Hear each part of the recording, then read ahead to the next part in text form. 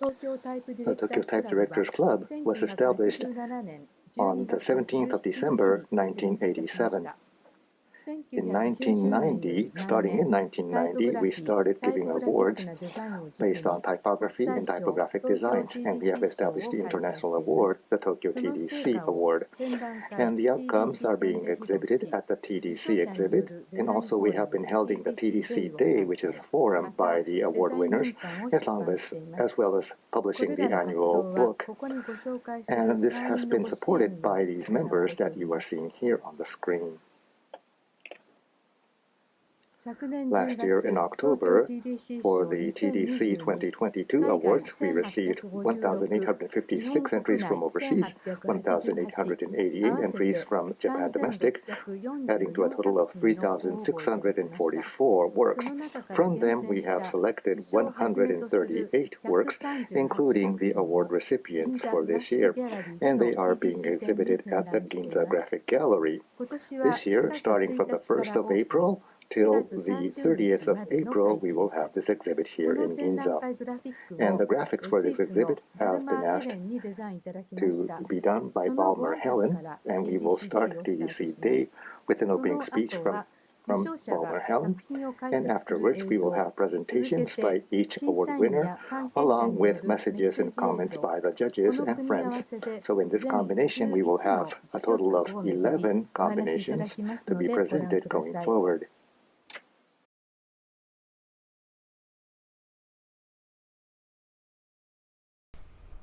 Konnichiwa.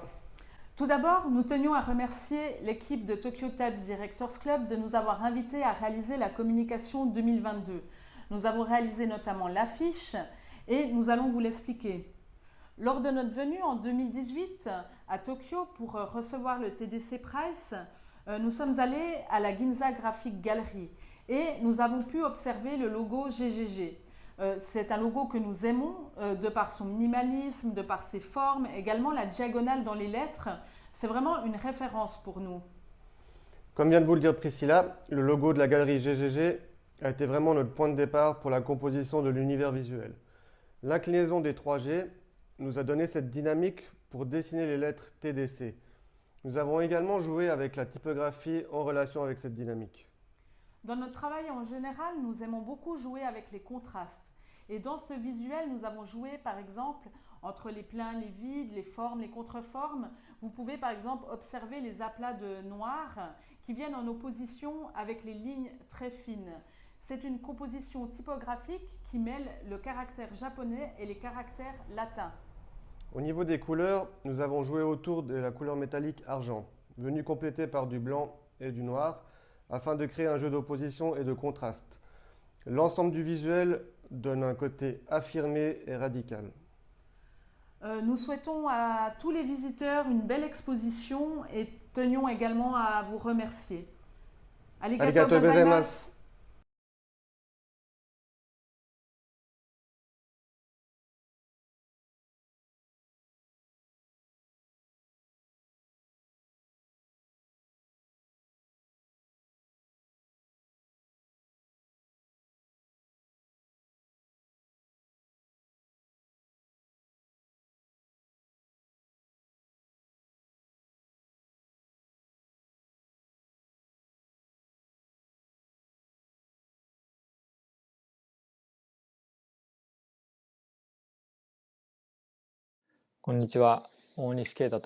Hello, my name is Keita Onishi. I am very honored to receive such a big award.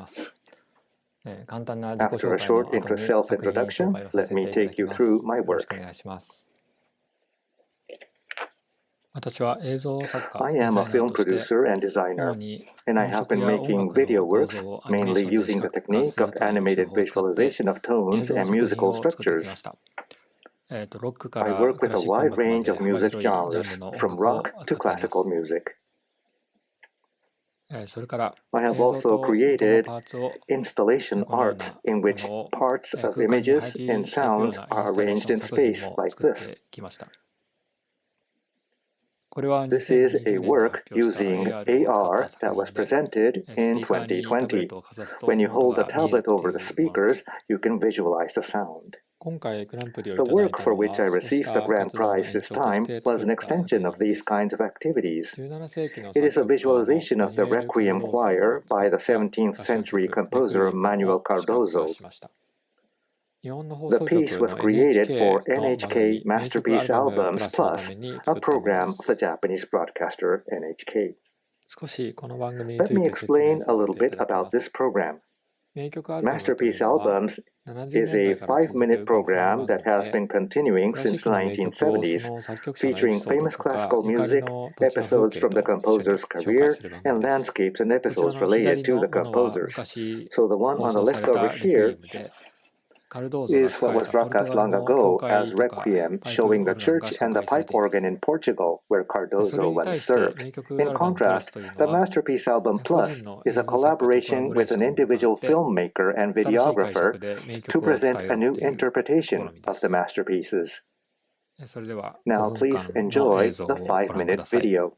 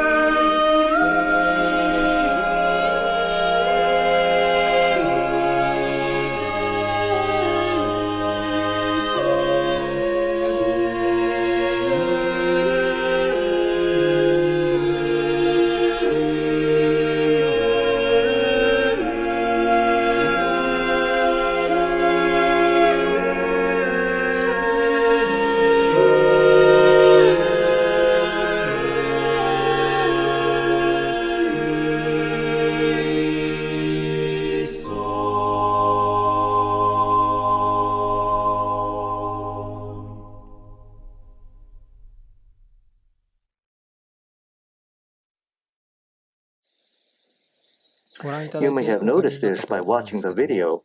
The song has a style called polyphony, in which multiple melody lines are separated.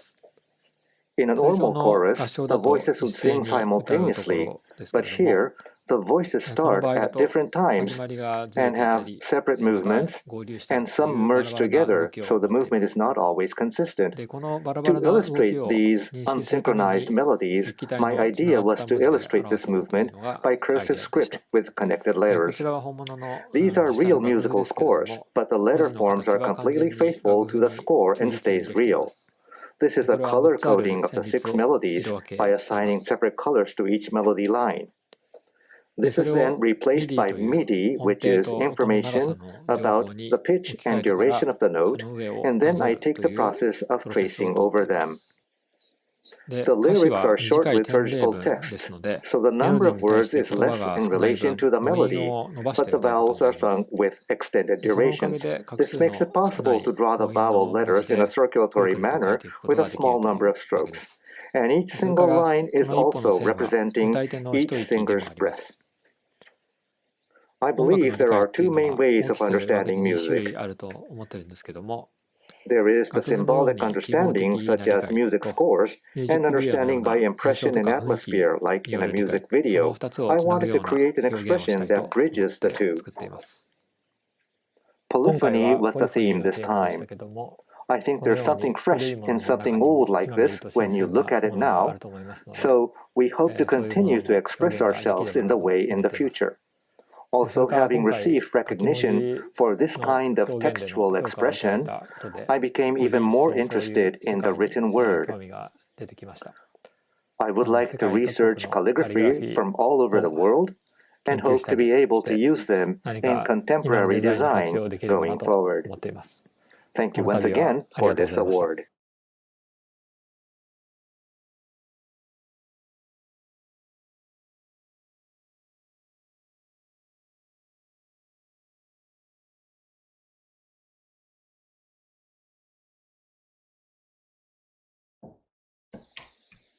This is Matsumoto Gento.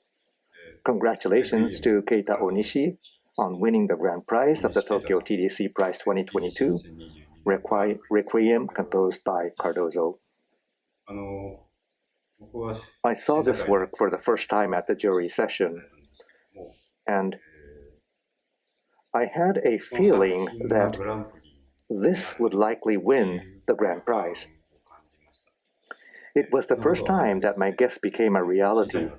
The judges come from diverse backgrounds, so it's not easy to win the grand prize, even if I personally think the work is good. I think this work may have given many of the judges some new insights.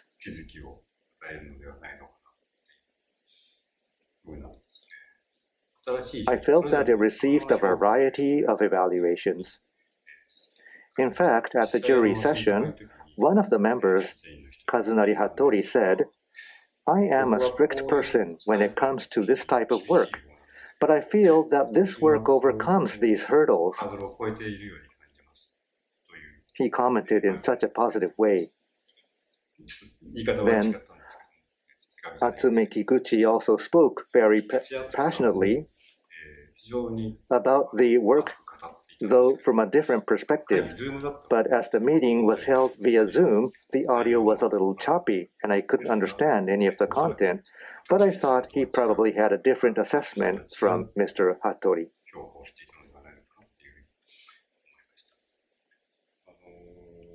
There are a lot of things I felt, but I would like to talk about two main things. One is that I saw this as the design of the graphic score. John Cage and Toru Takemitsu often talk about the nuances that cannot be written out, and that there is also an element of coincidence and the such. Of course, there is a different purpose and interpretation for graphic scores, but I thought there would be a great deal of overlap with graphic notation. So perhaps one can say this is a requiem with a very legitimate approach.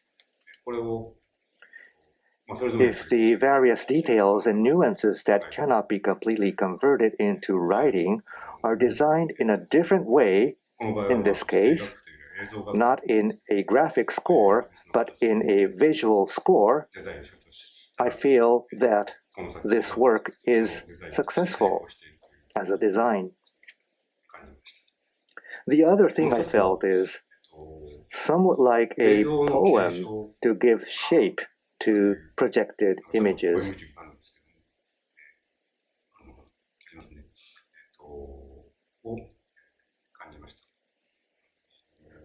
I am very much attracted to things that give me a sense of form. I often design my own works with such a notion as a theme.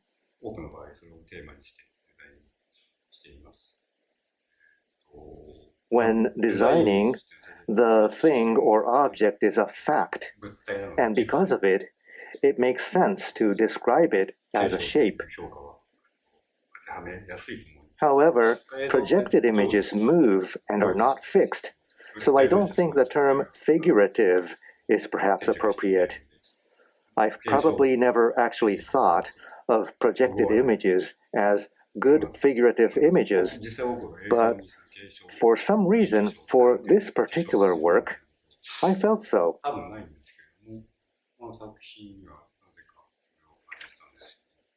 I thought about why, and one of the reasons is that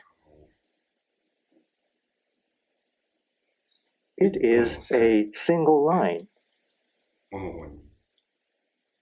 The polyphony part has six lines, and these lines are rewritten.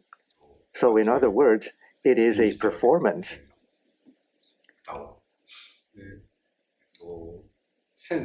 The lines are performing the song, and it's done in such a thorough manner. Lines are a basic element in graphic design, and I think that movement is also an important element in design. I think this is one of the points where I feel a strong affinity with graphics.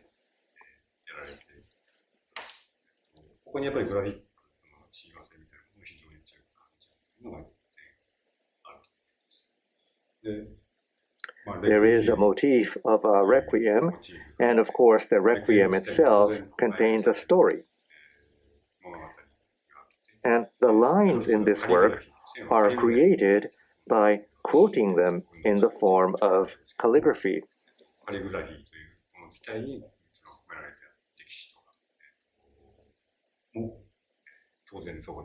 And the calligraphy also naturally contains the history of calligraphy itself.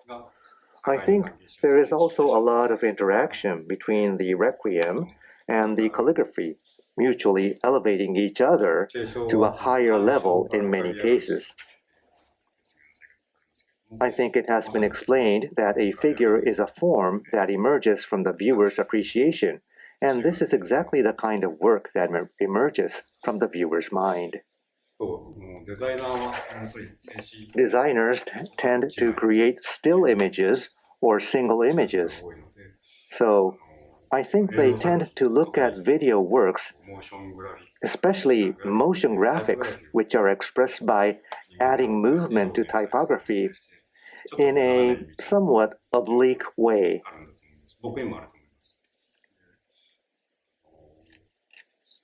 I admit that I also have such tendency. TDC covers graphics, videos, as well as interactions broadly, but I think that this video work is a new type that transcends the difference between the categories of graphics and video.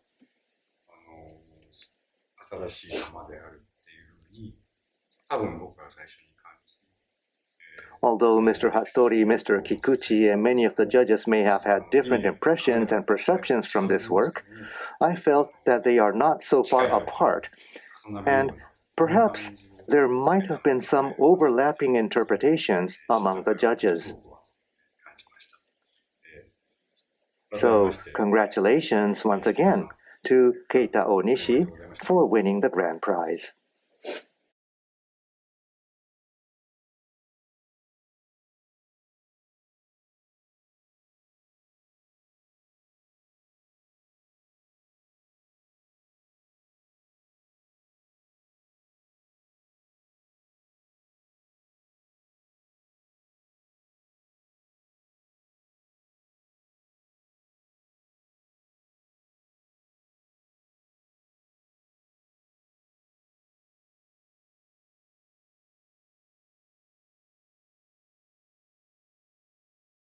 Hello, my name is Hattori.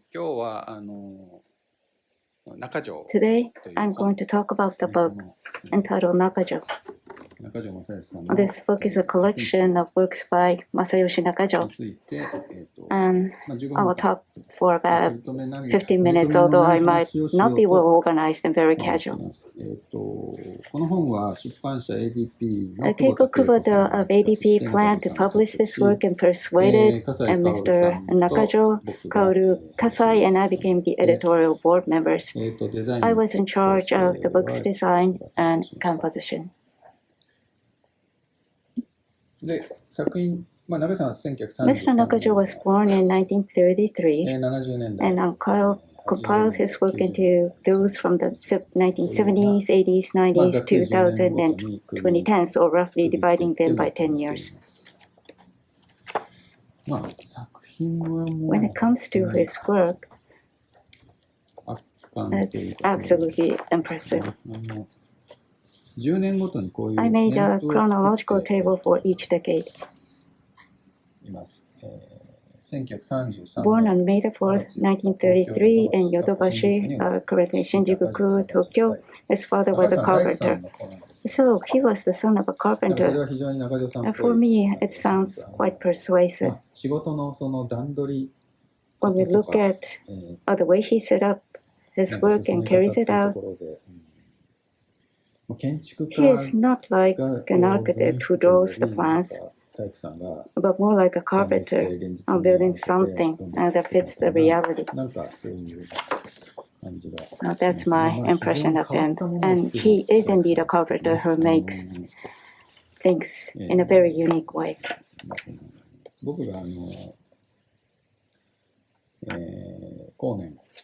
Later in 2009, during the New Year holiday season, I did a dual exhibition with Mr. Nakajo.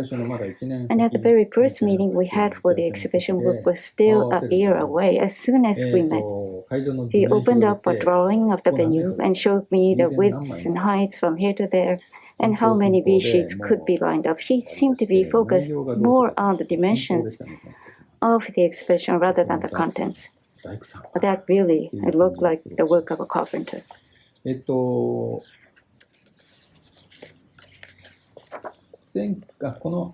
This red piece of work, you can see, is from 1974, from Mr. Nakajo's first solo exhibition titled Studio. The exhibition was held in what is now Gallery A5610, then known as Gallery Kono. This collection begins with his work from the studio exhibition. この展覧会の作品はどれも The design of this exhibition is really good. この表一に This is the work I used for the cover front of the box. 表紙の方は I took the liberty of making the background of the cover white because I thought it would look better. この作品、スタジオ展の作品は今見て The も works from the studio exhibition are really cool even today. なんか当時あんまり別に話 But 題 it になった didn't とか seem to have been talked about a lot at that time. 感じはあんまり残ってない。 I don't have such kind of impression. Mr. Nakajo himself said that he was ignored. In the midst of all this, Yoshio Hayakawa wrote an article in the magazine Now mentioning about the studio exhibition. This article is reproduced and included in this collection. 再読させてもらっています。当時中条さん At that は time, Mr. Nakajo よく often complained to me 亀 that 倉さんに Yusuke Kamekura often called him just another stone on the side of the road. 方面、ちょっと He often said this with a bit of bitterness. 言ってましたけれども、実 But in 際 fact, 本流と he いう may ちょっ have と合 been 流な感じ considered に more は like a side stream かもしれ rather ま than せ the ん。 mainstream. これは1900 This one is from 1984, the magazine Graphic Design, of which I did a small feature on Mr. Nakajo. その時の中井さんの作品 This is a collection of Mr. Nakajo's representative works from that time, including the Shiseido logo, poster, tactics design, and the editorial page of Hanatsubaki. This one is cut from JJ magazine, a cut installation.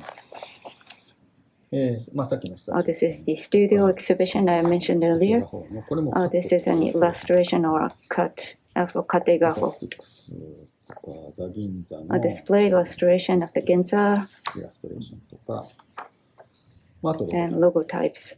そんな感じなんです It ね。 looks like this. これちょうど中井さん50歳 Mr. Nakajo was about 50 years old at that time.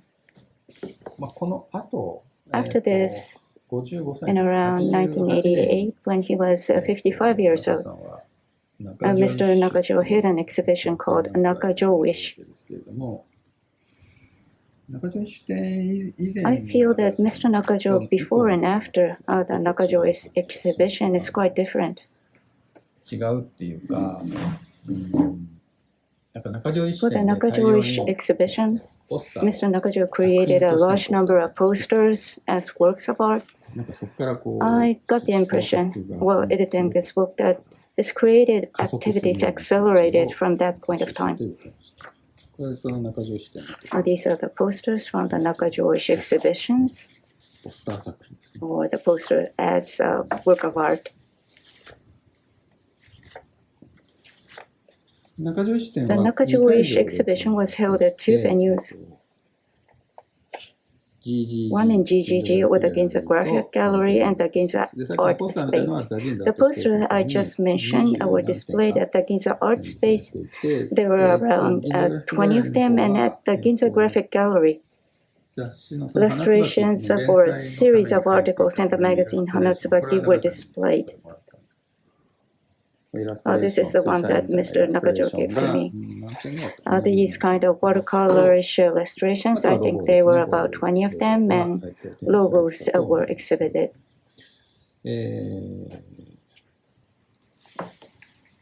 この中条作品集にちょっと入れ There た were 入れたかったけど入れられ various なかっ pieces た of book that I wanted to put into this collection but couldn't. Among them are the editorial pages of Hanatsubaki. 編集ページですね。こうメインの I 表紙とか included the main cover and special features, 特集なんかは入れてるんですけれども、こういう but for the pages of serials, こういう連載の illustrations like this one, ページだったり、こういうこのロゴっていうかタイトル and ロ the ゴ title logos, 連載のための just like this one, for the serials. あと and section title logos, such as the logo for In Fashion, as well as others, and the overall layout. These are the ordinary information pages, but the layout is quite unique.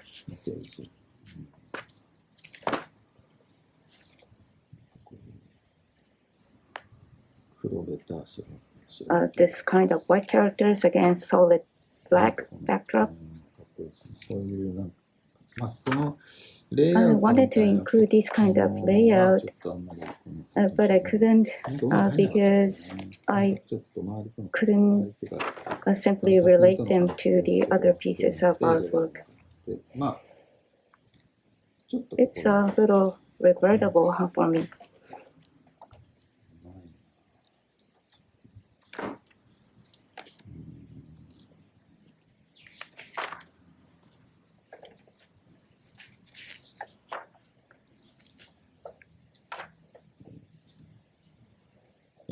Entertainments. The M is a bit short.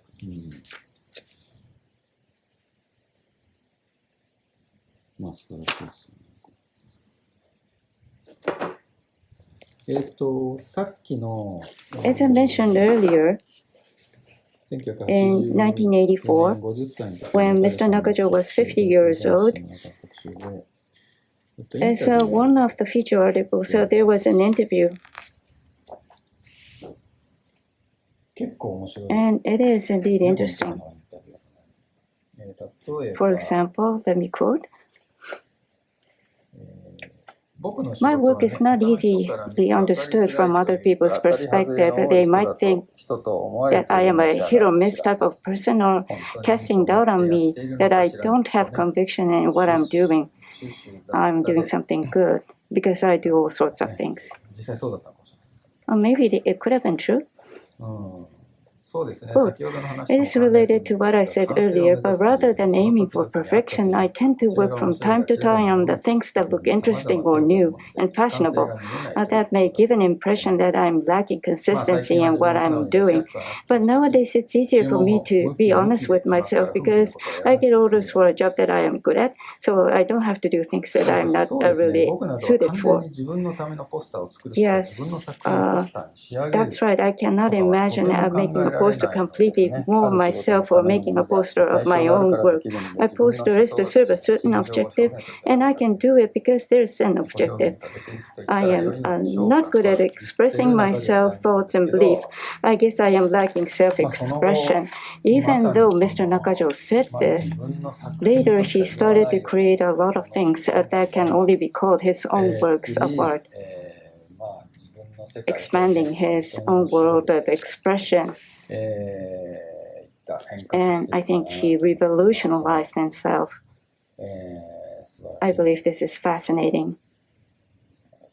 This is a picture of Mr. Nakajo at around that time.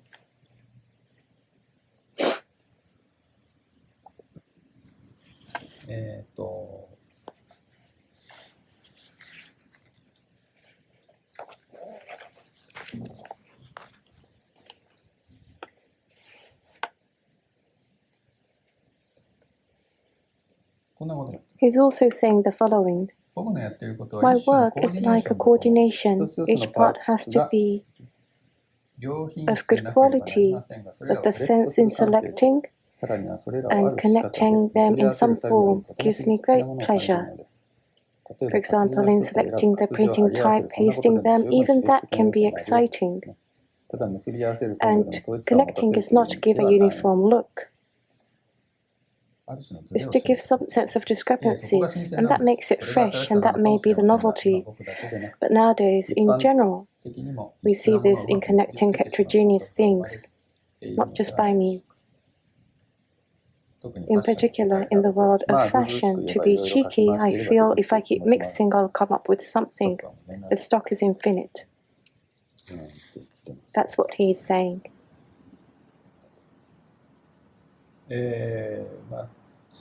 These are matches. Aulino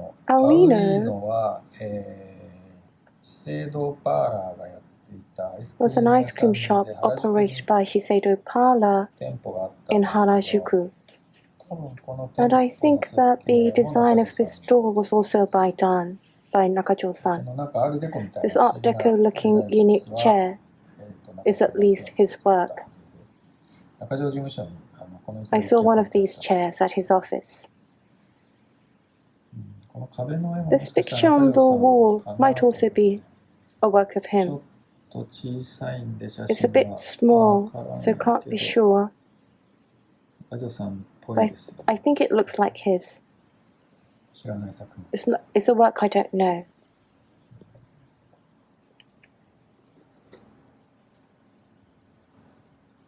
In the Nakajo collection, I have one portrait. It is photographed of him in 2019, photographed by Kenji Miura. During this time, Kubota-san borrowed various photographs from Nakajo-san, though we didn't end up not using it.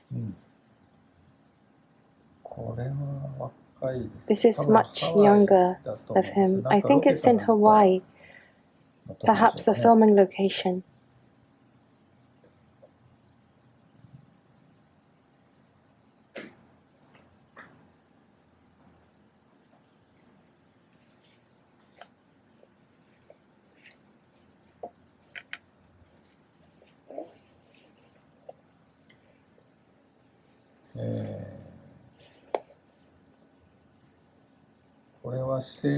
This was after joining Shiseido, I've been told, around 22 or 23. This is a little surprising, Nakajo-san.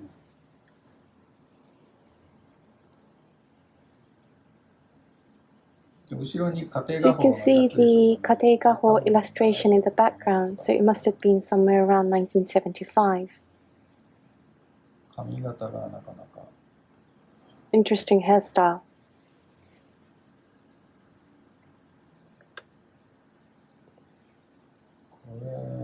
This is wonderful.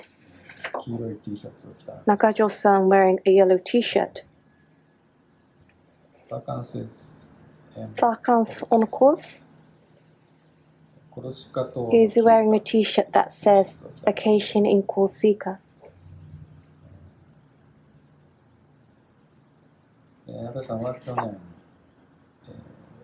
On the 26th October last year, Nakajo-san took off for a vacation.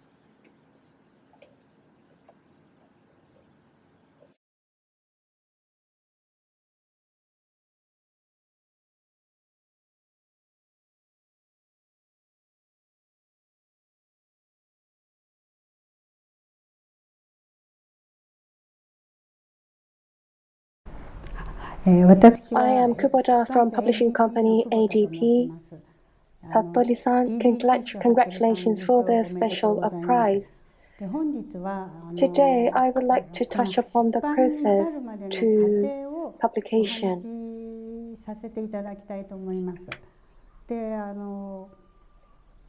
The idea of wanting to make collection work of Nakajo-san was 12 or 13 years ago.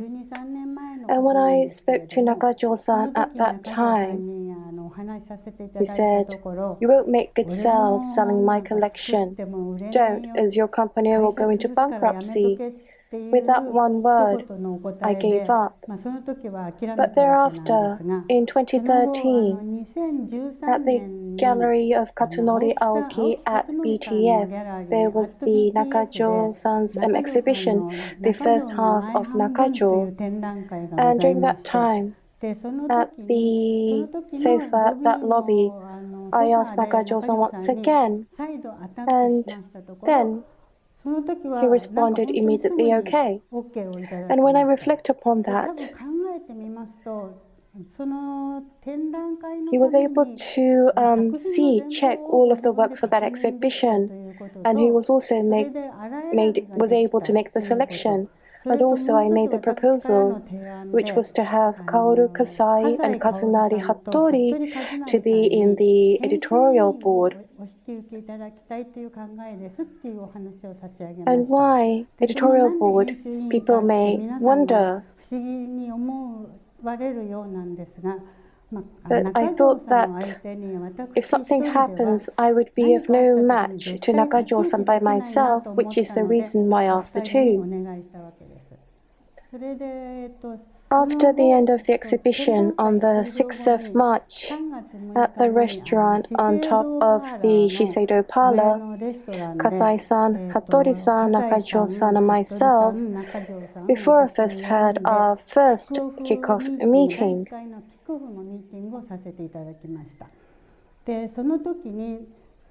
And the first words of Nakajo-san was, Hattori-san, I'm going to leave it to you for the book design. I'm not going to look at it till the end. And I think that was a tremendous pressure for Hattori-san. With the vast works in front, I think Hattori-san really thought hard. How best to represent, to manifest a collection of Nakajo-san. And I received a couple of proposals. Meanwhile, Nakajo-san's work is timeless. Therefore, when it was made, would not be an issue. This notion arose. So Hattori-san suggested that even if his work is shown in the series of 10 years, the work will look old and will have a fresh look. So that's the way he wanted to present it.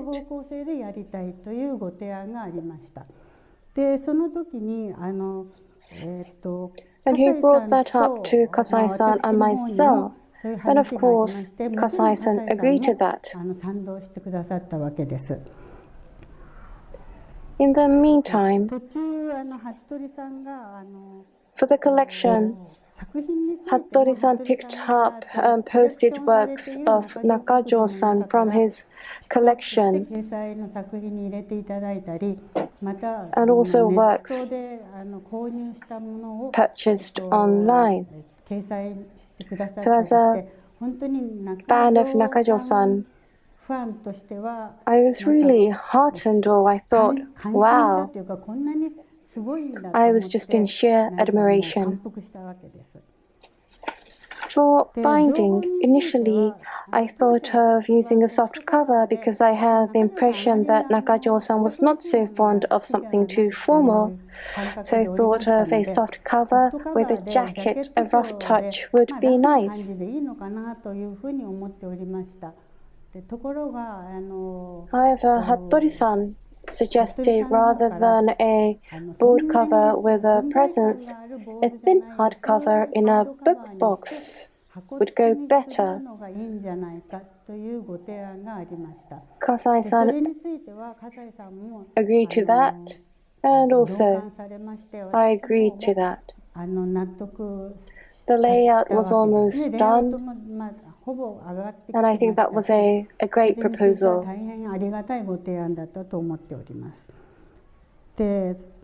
For the title, initially, at the Ginza Graphic Gallery in 2017, there was the exhibition of Nakajo-san, In and Out, or Imbibing and Vomiting. As the title was so shocking, and it sounded very Nakajo-san-ish. So initially this was thought to be the title. So I spoke to Dai Nippon Printing, which they agreed, and that's how it was going to be.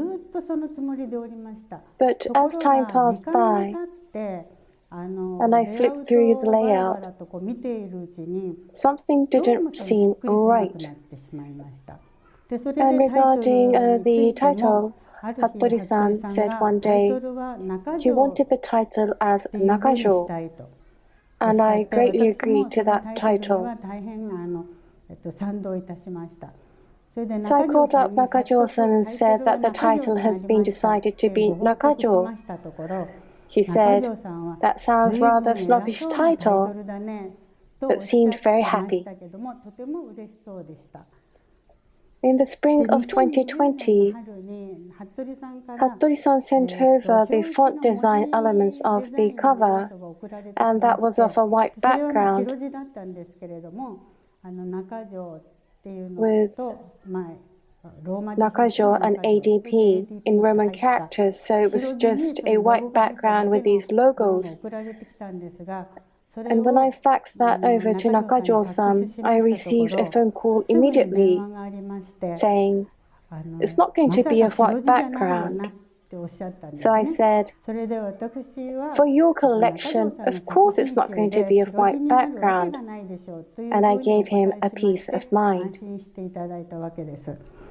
The time of publication changed several times. Initially, it was scheduled to be at 2017 when the Nakajo exhibition was held in 3G. I thought that would be a good opportunity to sell, which we aimed for. But that didn't happen. Therefore, we decided to take pre-orders then and received orders. We had orders from many people, but the book was not published for some time, so each time I had to send out an email of apology and update the status. And everybody said that we're looking forward for this book, so please make a nice collection, which I am so grateful. As a result of the delay in publication, many of his new works were recorded, which I think was good. So now I think that the delay in the publication was good. Even after the publication, there were many requests from bookstores as well as overseas distributors, mainly in China, that they wanted an autographed book of Nakajo-san. So we had Nakajo-san come to our office a couple of times to sign the book. And I am very, very grateful for his cooperation. And thanks largely in the August of that month, we were able to go into second printing. And today, we do have a lot of orders from Europe, and the sales is going nicely. This collection was created thanks largely to a lot of support by a lot of people, for other clients and for the related people. I am extremely grateful for their support and assistance. And also to iWord, who accepted printing this book. In particular, the team headed by Ura-san, the printing director, really supported us. The manuscript, the data was scattered, so it was very difficult to align, but they did a really wonderful job in printing. And again, I'm very, very thankful for this too. So, in closing, to Nakajo-san, who allowed me to create this wonderful book, and also Hattori-san and Kasai-san, who supported in creating this book, I want to say thank you.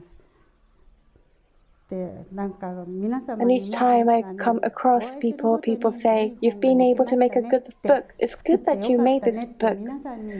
So, working as in a publishing company, I feel blessed. And I ask for your continued support.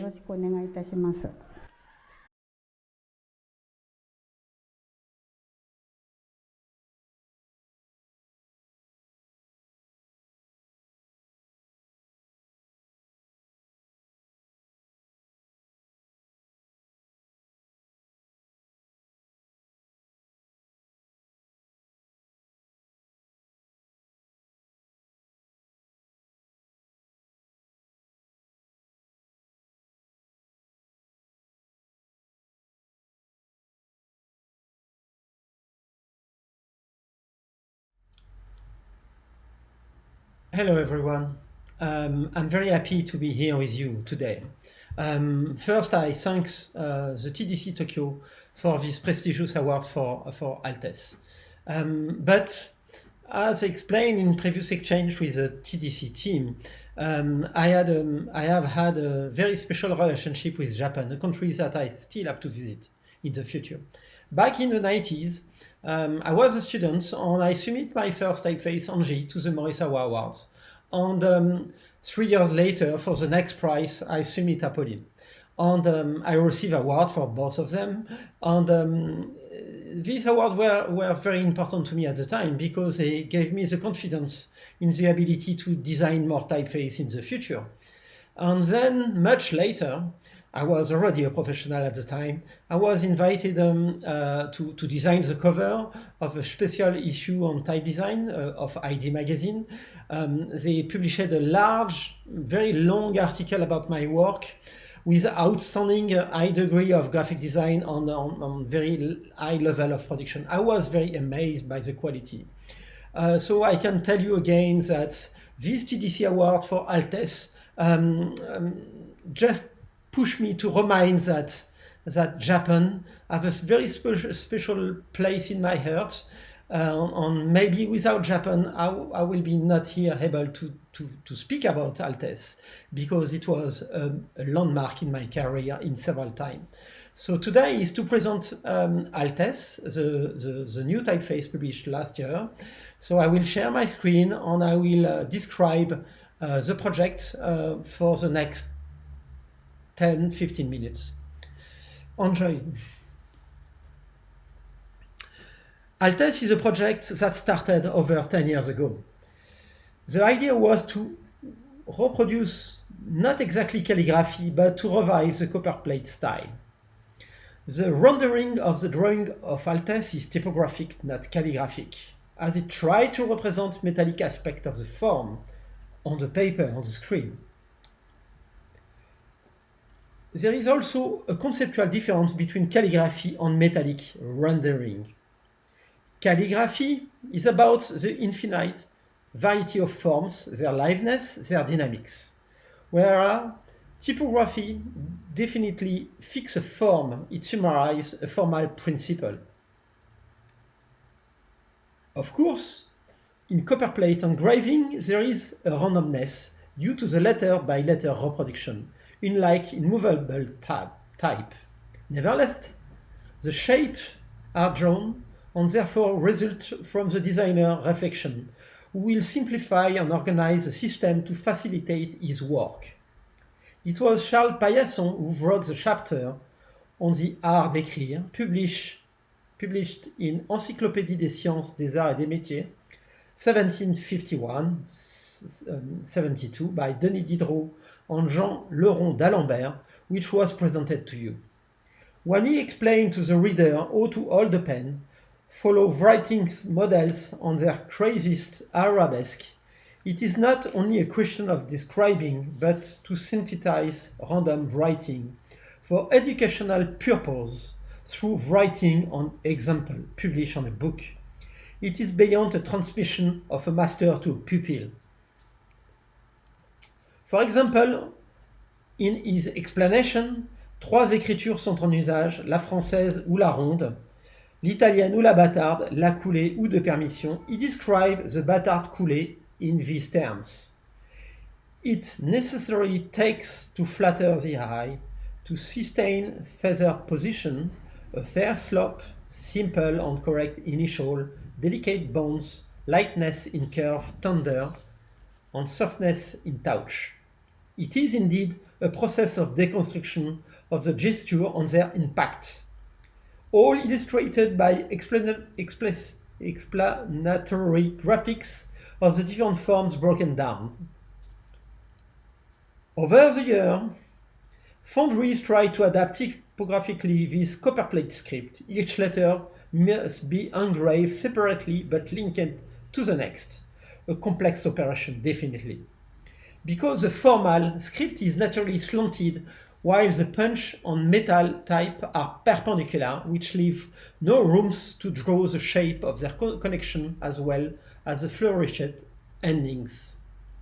It's Firmin Didot, as you can see here, who, by dedicating in 1806 the preface of Les Bucoliques de Virgile to his brother Pierre Didot, presents a typographie pour la poésie. With a typeface that imitates formal script, his hallmark will be the designed slanted down the slope of writing, which allows the letters to be connected to each other. In his recueil des divers caractères, vignettes et ornements, Joseph Gaspard Gillet, 1808, dedicates the chapter Épreuve des caractères d'écriture, in which he presents 38 caractères d'écriture financière anglaise et civilité, depuis le Cicéro jusqu'aux grosses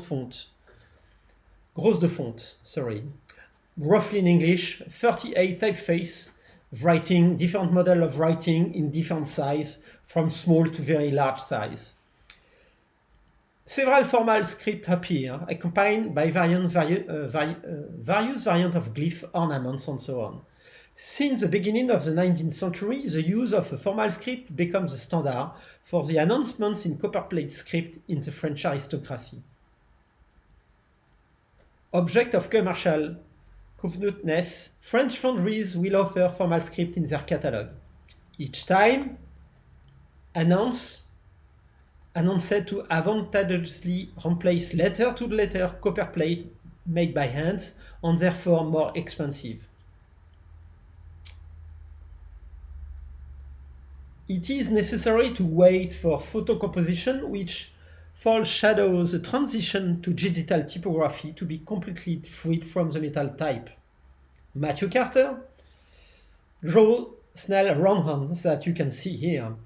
In 1966, an adaptation of Charles Snell's style, published in The Art of Writing, 1712, the drawing of Snell roundhand, marvelous drawing by the way, reproduce at best the attached effect, except for the beginning on the end of the words, because of the limitation.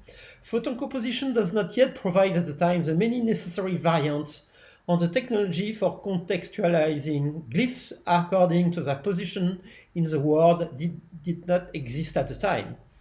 Still, Matthew done a great job on that typeface, one of his first typeface. In 1990, trained at the Scriptorium de Toulouse, designer of the Stila, 1973, an excellent calligrapher, the late François Boltana drew Champion in 3 fonts, as well as a tool usable under Quark Express that allow automatic glyph substitution by alternate and ligatures. François Boltana was inspired by the model of Joseph Champion around 1755, explained me at the time. Wishing to get free from the material super which allowed to rediscover the pleasure of calligraphy on its infinite variants thanks to computer science. A few years later, the great Richard Lipton again went further by adding a quantity of contextual OpenType glyph and feature to his beautiful Bicam script originally designed in 2004 Adobe.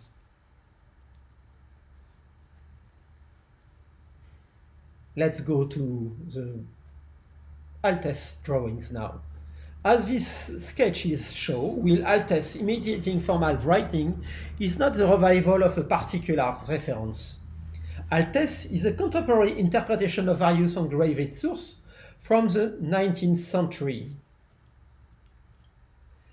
The drawings are directly influenced by French copperplate engraving in use over the centuries. The idea was to identify a style based on daily practice and not the search for the work of a writing master from a given period. In this, Altesse is a true bâtard in a tradition of calligraphic vocabulary, because it comes from a mixture of different sources, as you can see on this slide. From sketches to the screen, the construction takes place in several stages. The minuscule letters on the right of the screen are drawn directly out outline in order to set up principle of connected form. For initial and capital on left on the screen, the process is different. It is a matter of starting from a line which is positioned in its correct proportion on curve tension, on style, then transform into outline and draw accordingly to the weight distribution on the right position. This principle is very useful for the more flourished variation. The typeface, when finished and published, produced. At Typofoundry, we have designed a version for use in large and smaller size. The 96-point version is drawn with a small X-side featuring an high contrast, while on the other side of the spectrum, the 16-point size version offers a large X-side in low contrast, as you can see here. Of course, the proposed sizes are compatible. The compatibility of stroke unify over the different size. This is the principle of proportionality. It's up to you to set the 96-point version in 120 points or the 46-point version in 64 points, depending on your art direction, your constraint related to analog or digital medium. Each style of Altesse includes roughly 2,000 glyphs, which are divided as follows: 2 sets of caps, 2 sets of numerals, 5 variations of minuscule, punctuation, ornaments, and vignettes. The minuscules are designed in many variations, with loops in beginning, middle, endings, individual version, as well various final letters. You can see the various variations with diacritics here. In addition, ornaments glyphs are automatically attached to the end of the line as well to the ascender and descender of the minuscule letter. Around 2,000 glyphs per font are drawn with almost 50,000 points built in Bezier, 360,000 kerning pairs at the end. For the production of the family, several scripts in Python has been coded. An export of one of the fonts in TTX format represents almost 7 million lines of code. The OpenType table represents around 1,000 lines of code divided in 38 OpenType features, many lookups and classes. Indeed, Altesse is therefore orchestrated by OpenType features that allow a nuanced use. Obviously, our goal is not technical performance, even I list a lot of things, but to approach the flexibility of a copper plate engraver without the limitation. The activation of contextual alternate brings more fluidity and style with ornamented capitals and minuscule endings. Numerous OpenType features allow the user to modulate the effect depending on art direction. Basic version on the left, contextual alternate on swashes, the below line, then adding looped lowercase on T long bar, then adding loops on to descender on ascender. Loops can be added via OpenType with several plus on equal sign. Same goes for ascender and descender loops, as you can see on this two parts of the slide. Adding elements help you to modulate your design depending the context on what you want to achieve in your design. Then additional decoration was added, arrows and so on, in adapted size, so in 5 different sizes. When you have a new typeface, you have to show to the world that it's easy to use, or there is an objective, or there is a topic of use. So I wanted to, with these samples that I've designed, to show that Altesse have its place on the different sphere of contemporary design. So I've designed invitation for various kind of rendezvous in life, or even wedding invitation is very classical aristocrats style in France, still in use today. As well, menu, hotel identity or element from hotel, something like that. As well, the usual wine label or other labels, or wishy stationery on typical things that where you can see such kind of typeface. I wanted to pay a tribute to Mathieu Reguet and Joachim Vu for their countless contribution, as well as Elodie Tourbier and Léo Guibert for the finalization of some optical size. Such a project requires a strong team that know how to work closely together.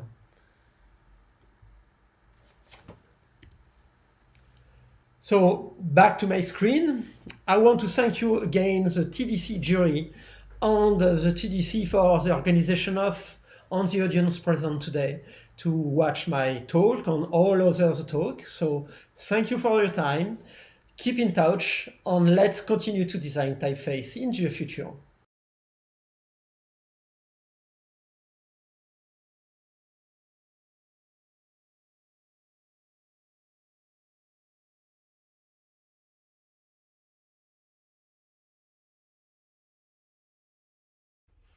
Hello, I'm Cyrus Highsmith.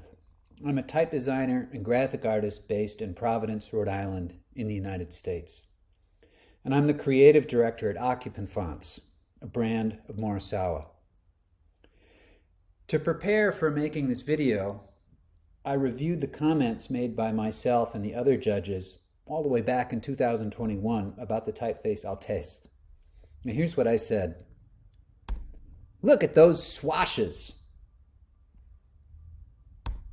So, yes, when talking about Altesse, we could discuss the extensive optical sizes that make this type design, this typeface work all the way down to 16 points and all the way up to 96 points. And we could discuss all the contextual alternates and ligatures that add thoughtful calligraphic detail.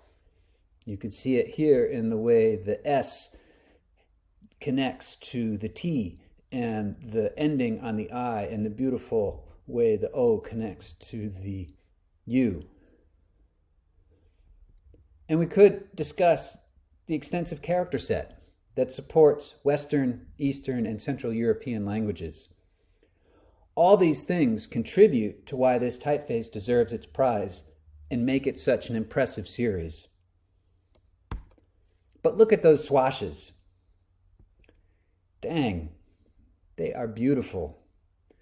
Those curves, the balance, the swing, to me, that's what really makes this series, is these beautiful swashes. And for that reason, I say, bien joué, Jean-François, très bien joué. Well done, very well done.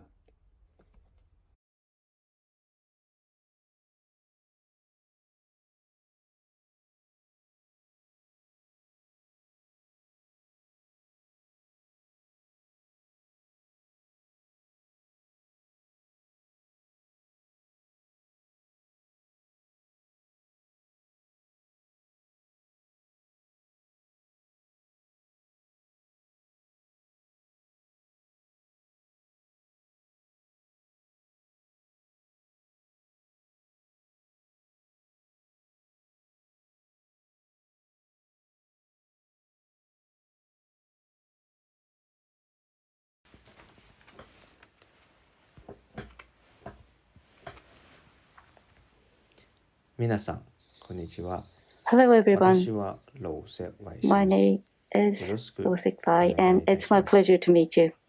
I'm going to talk about the creation of this poster for the Liu Min, The Curtain Rises and Falls, a book design exhibition.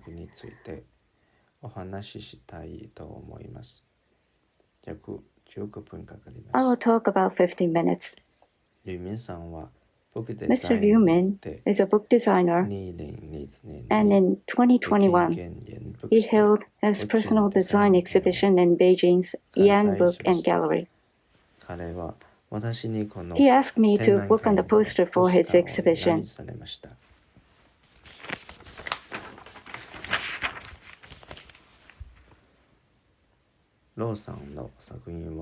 Mr. Liu's work is as interesting as the environment in which he was raised. On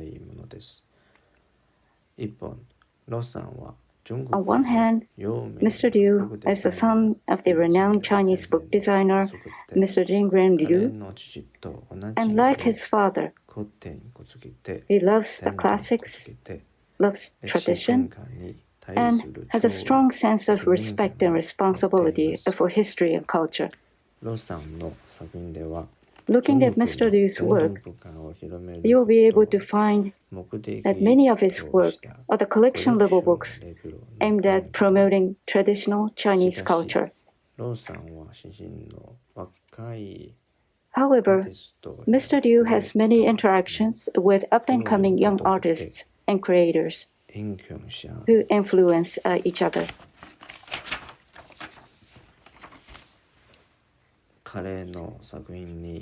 His work has a free, ironic, and rebellious atmosphere, and also the taste of fun and pleasure of the ordinary people. Because of this, when I consider the design of poster for Mr. Ryu, I also wanted to exhibit this contradictory but unique aspect of him.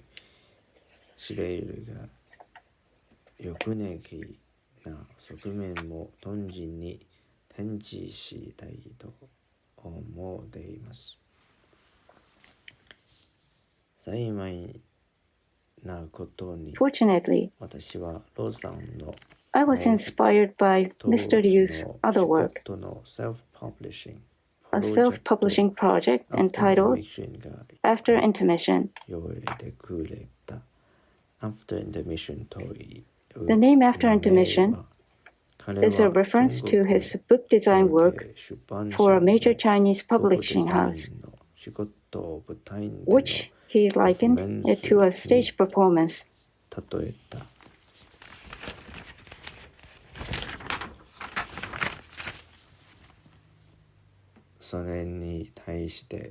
Whereas his personal selection and creation of books, as well as the work commissioned by friends and artists, are considered intermission or break between the acts on stage. Those familiar with the current state of the publishing industry under the Chinese system might find Mr. Ryu's metaphor of performances and intermission interesting, as well as the pleasure that he enjoys by going back and forth between the two on a daily basis.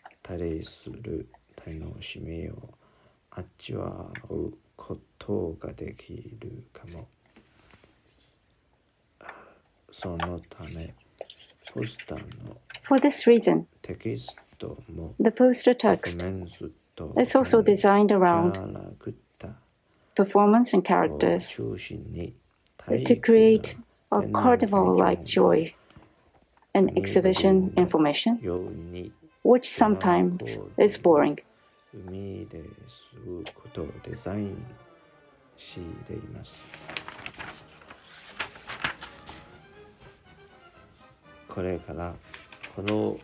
I will now draw the poster from scratch.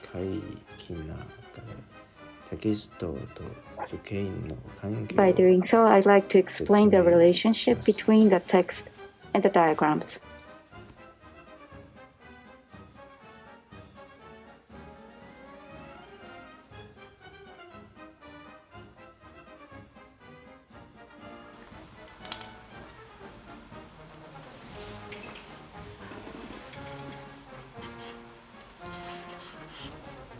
Jingrang Art Design Studio, Mr. Ryu's workplace.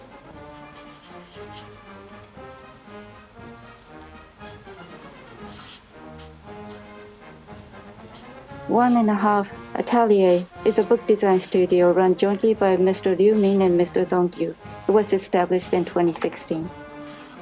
Many readers call Mr. Liu Min Bai Kui. It is his pen name.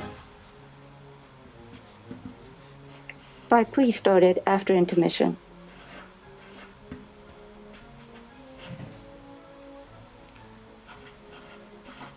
And finally, I will write after intermission.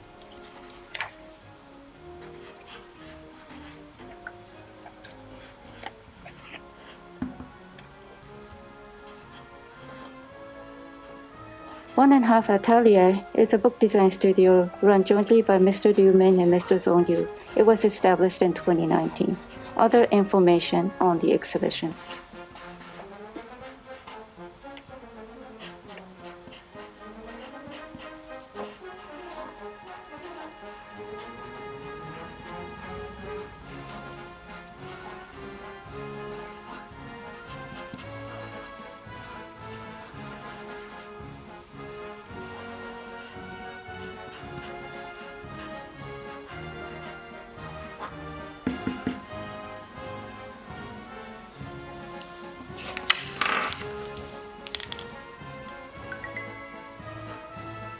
One and a Half Atelier is a book design studio run jointly by Mr. Liu Min and Mr. Zong Yu. It was established in 2016.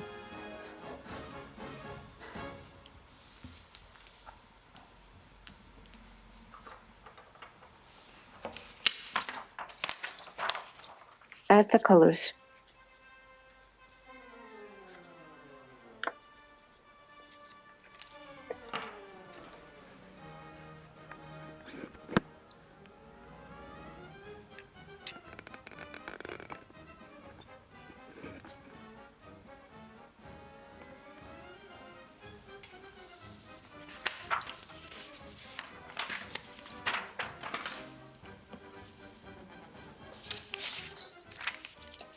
The second poster is a portrait of Mr. Liu, the star of the exhibition.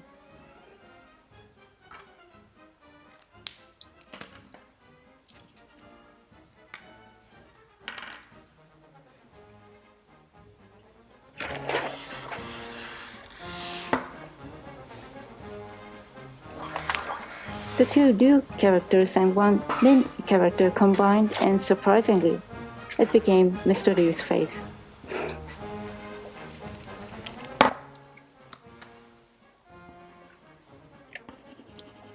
Mr. Liu must be worried to see his face depicted so large.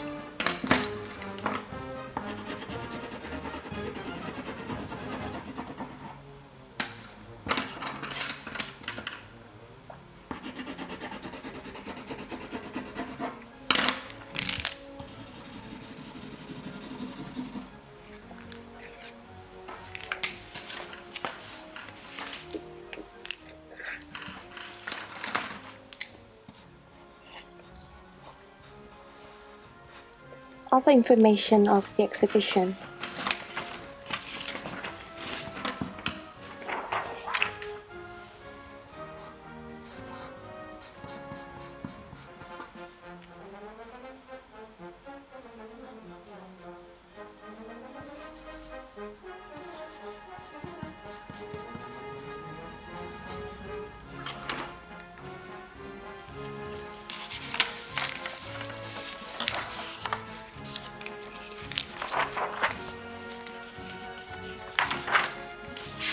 Add the color.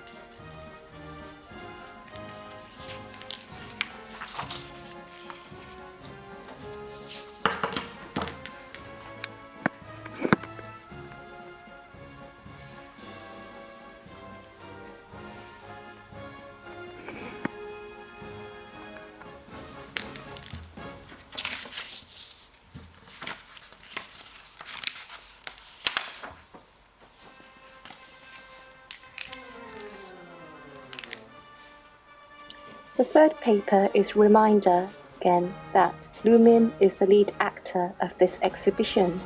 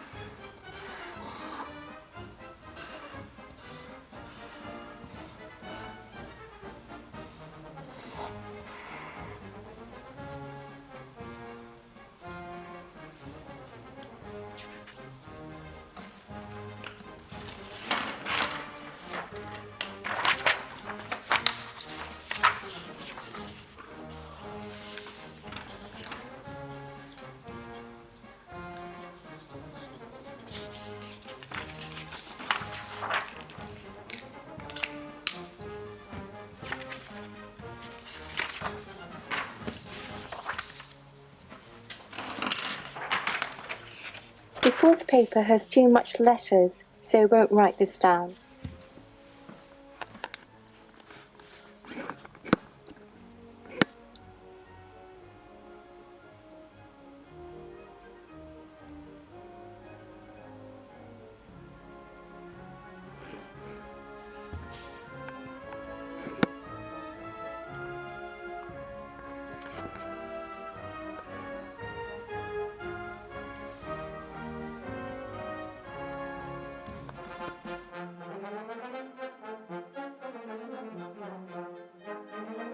Thank you very much for watching a boring process of drafting the design, and apologies for not explaining the design elements in details. What I wanted to convey in drafting this poster is move your pen, because once you start drawing, it becomes sheer pleasure. I'm not disappointed nor worried in the lack of structural logic of simplified Chinese character over traditional, nor do I think writing simplified Chinese is advantageous over traditional characters. But just being familiar with it allows you to write without having to think. In a nutshell, by ignoring the authority, you don't have to worry about breaching the rules. It's far from perfection, but the incompleteness, simplicity, violence, and the freedom is beautiful. Thank you.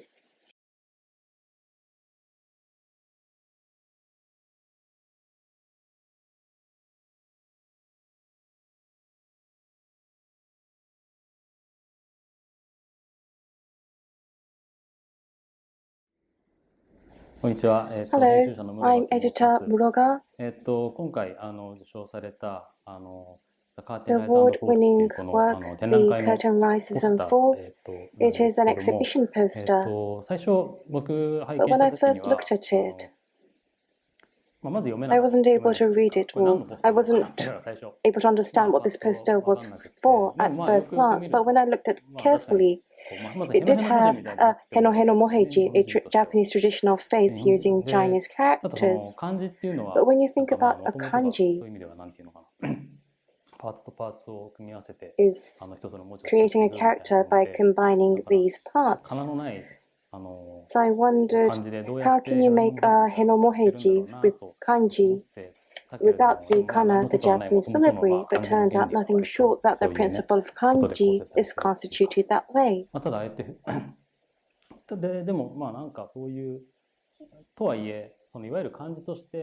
the face is not drawn to represent a kanji. So I thought it's probably something like a heno heno moheji. So that was my first impression. And also I wasn't able to read the character. A code-looking emoji is laid out, and I wasn't able to read this. And what I was able to figure out, because there is a hint in alphabet, and when you look at it, it says it's a poster of an exhibition of Lu Min. His father is Lu Chinlen, a book designer who helped me a lot. And his son, Lu Min, over there people call him Min-chan, Min-chan. And it's not that I'm that close to him, I call him Min-chan. And I met Min-chan in Beijing quite often. And I had heard that his father had retired and that he is doing various activities such as the AD of the office, as well as making various independent publications. And of course I've seen the various materials. So I thought this is an exhibition of Min-chan. But I saw it, but the design itself was not Min-chan, but a younger designer, maybe younger or maybe the same generation.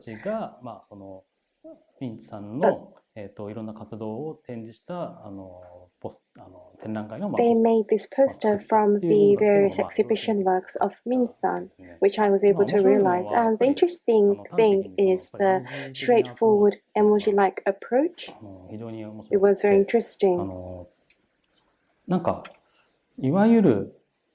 漢字、なんかいわゆる日本人の人が想像するような、なんかこう、漢字 An の approach of creating a coined kanji character which Japanese people might think, その変な漢字性みたいな rather の than highlighting that strained impression by adding strong characters to each letter, as though it's all right even if you can't read it, managed to nicely iconography that.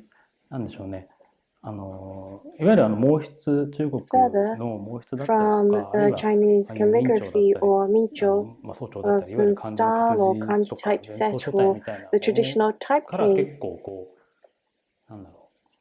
it had swiftly deviated, and the simplified Chinese character has arbitrarily omission, which has been criticized in the past, but is taking advantage of that simplified Chinese. For that simplified Chinese shape or that omission is embedded nicely in the iconographic character. So that was one thing that was very interesting.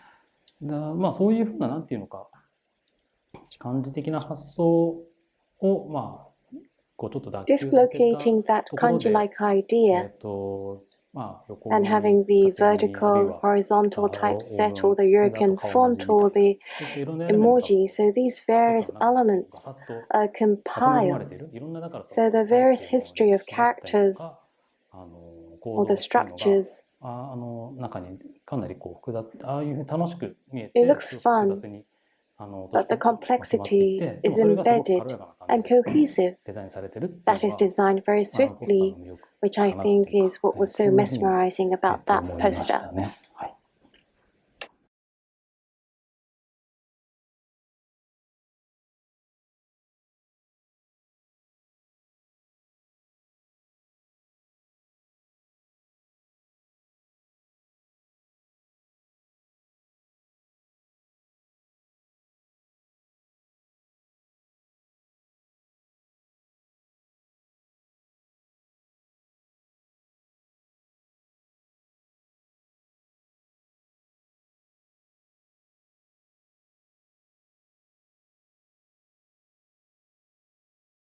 "20th Century Women" is a film by the graphic designer and film director Mike Mills.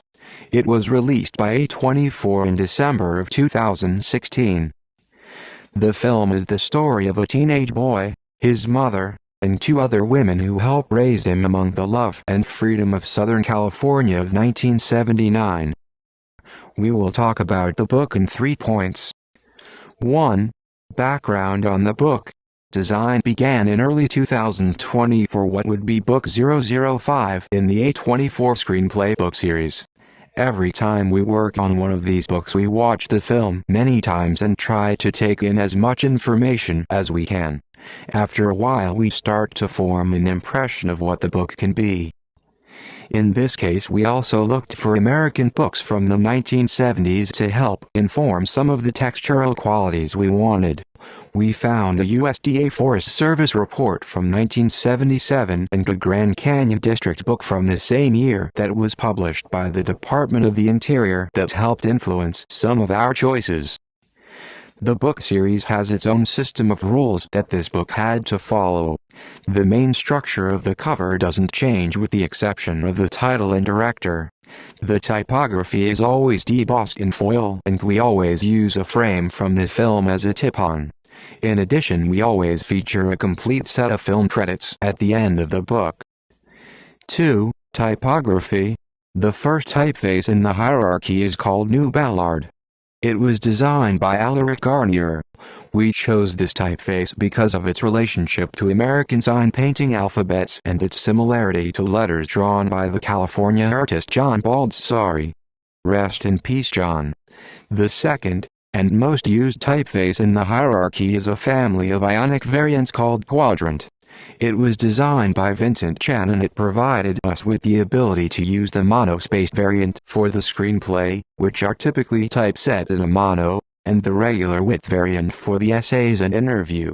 The typesetting was influenced by both of the aforementioned government publications, the Grand Canyon book's use of various ionic typefaces and the Forest Service book for its formal qualities, in particular the texture on the page from the use of a typewriter throughout and its rampant use of underlining.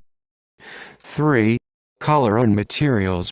We tried to pick a group of colors that could simultaneously fit in 1979 and 2021 and could feel gender neutral.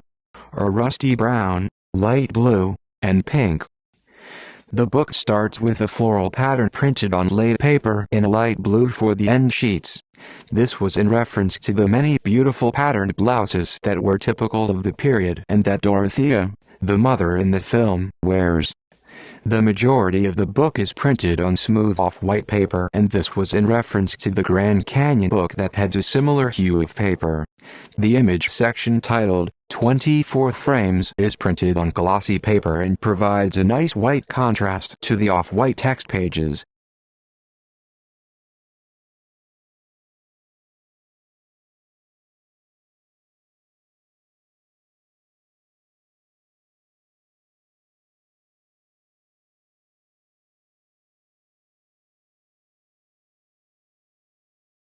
Nous souhaitons tout d'abord remercier Tokyo TDC de nous avoir invités à faire partie du jury cette année, et la magnifique sélection réalisée tous ensemble pour cette édition 2022. Dans la catégorie Design de livres, nous félicitons le studio américain Actual Source, Davis, Ngarupe et JP Haynie pour avoir remporté le Book Design Prize Tokyo TDC Annual Awards avec le livre 20th Century Woman. Cet ouvrage fait partie d'une série de livres édités par la Société américaine de production et de distribution cinématographique A24. Cette collection, nommée Screenplay Books, donne un aperçu détaillé et une analyse du développement de plusieurs de leurs films. Chaque livre présente la vision des scénaristes-réalisateurs du film avec ses propres mots. Le livre montre comment ils ont imaginé le film du scénario à l'écran. Le jury a apprécié de manière générale le concept qui va séduire certainement beaucoup de cinéphiles. En effet, le contenu du livre, numéro 5 de cette série Screenplay Books, est très riche. Il offre un aperçu du processus de création, les copies du script du tournage, des extraits de scénario, des conversations. On y trouve également des croquis, des notes et plusieurs plans fixes du film. Concernant l'aspect général du livre, il reflète une certaine élégance et une sobriété. Celui-ci s'est démarqué et a fait la différence par sa mise en page soignée et structurée. L'emploi de plusieurs typographies afin de différencier les parties de la conversation entre Mike Mills et Maggie Nelson et les parties contextuelles sont intéressantes. L'utilisation d'une typographie monospace renforce cette idée de documentation à l'ouvrage. Celle-ci fait sans doute référence au langage visuel dont sont écrits les scripts de film. Le livre est également composé de différentes teintes au niveau des pages afin de faciliter et d'aider la lecture et la compréhension des thématiques tout au long de l'ouvrage. La section montrant les notes de script dans les carnets de Mike Mills est également différenciée par une mise en page sur fond noir qui la démarque du reste du livre. Pour conclure, le jury a apprécié les jeux de typographie pour les introductions et les mises en exergue qui donnent un relief et un rythme à l'ouvrage. 20th Century Woman s'est démarqué car sa mise en page est parfaitement en adéquation avec son contenu. Merci.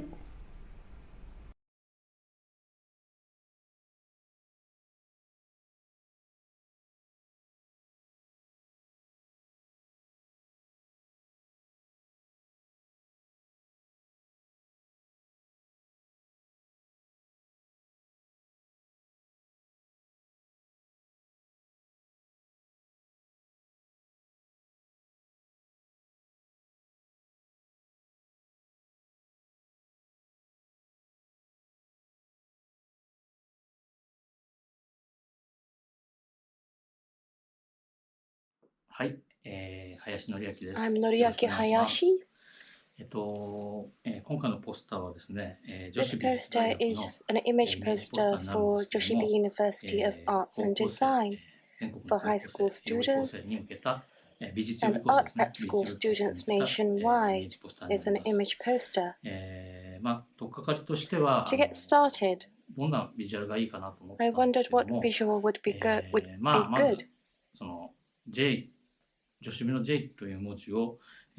So, using the J letter of Joshi B, at Art University there are various fields: painting, Japanese painting, oil painting, sculpture, and printmaking. And if it's design, there's the product, architecture, and the environment.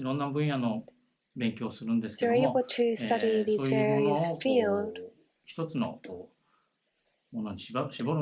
But rather than narrowing down all of that just to one, I wanted to structure so various shapes could be recalled. So from the curvature of J, extract each shape, and by changing the combination, various figuratives can be created, was the basis of this idea. Those various shapes will recall of various creations, which will form the communication as a shape. So I first sought to seek the shape.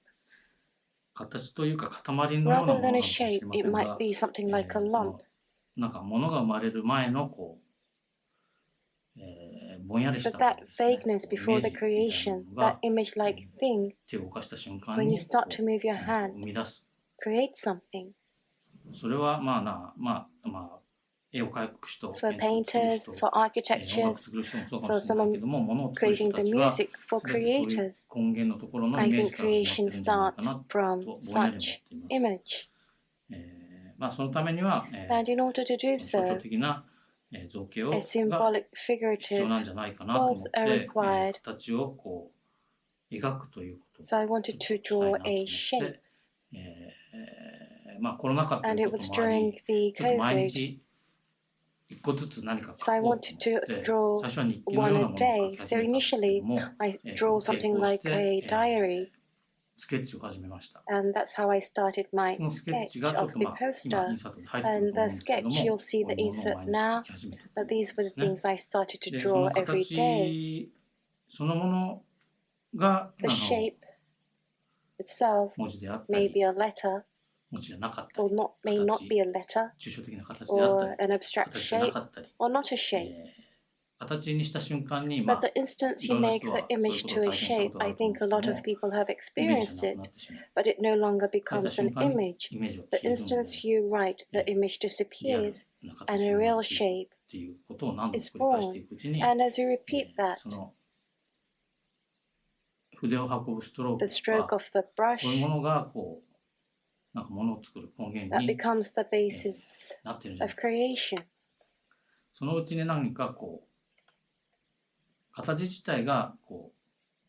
after a while, a shape is born.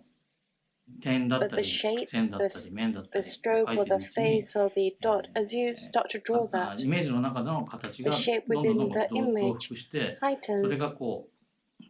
And by that combining, a free shape is created. And by repeating that, I come to this poster. It's expressed in line. As I mentioned earlier, it's using the curvature of J. Through the combination, the shape changes. And the reason for this structure is that there's the transportation station advertisement, which is other than in the B-size poster. The station advertisement, depending on the station, the size is different. So I had to think of dealing with resizing. It's not one fit for all. So depending on the size, it's long and thin or vertically long. But despite that, you still had to give the same impression. So the structure is that regardless of the size, the impression will remain the same. That's what I wanted to make. And by doing so, the momentum of the stroke and the implications will be highlighted. That was the intention.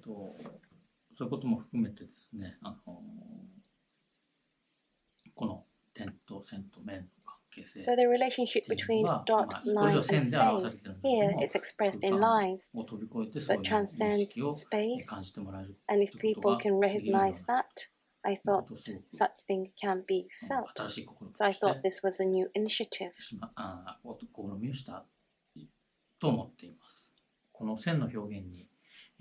Until I was able to reach to this expression of line, this Joshib University of Art and Design. So this one was for the art and art prep school students. But in the poster I do each year, I do a solicitation poster of grad students regularly. And I've been doing that for about 18 years. That again is a poster thinking of from J and creating a figurative from J. I pursued the face of J and was creating a symbolic shape. As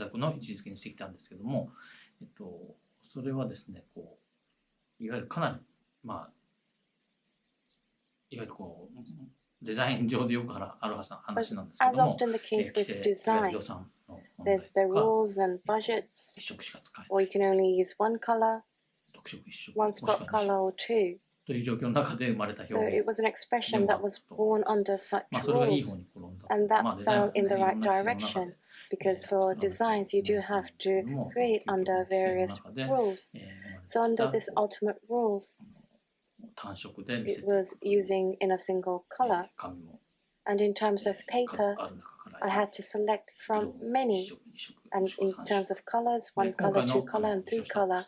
Regarding the poster which I received the award, I'm using 3 colors, and I'm also using a good quality paper. And that's because we're printing many. So from that perspective, it's a little different from the graduate school and poster. But there is, when I reflect upon an expression that is born from that. And of course, I have experience using 4, 5, 6, 7, 8, 9 colors. But for this poster, it was a single color. And as to where to put the foothold, there was only the shape. Only the shape and the color and the character set. And there's this information that you require, minimum. So how you show that, which is where I've been creative. I hope to be able to seek for new ways of expression.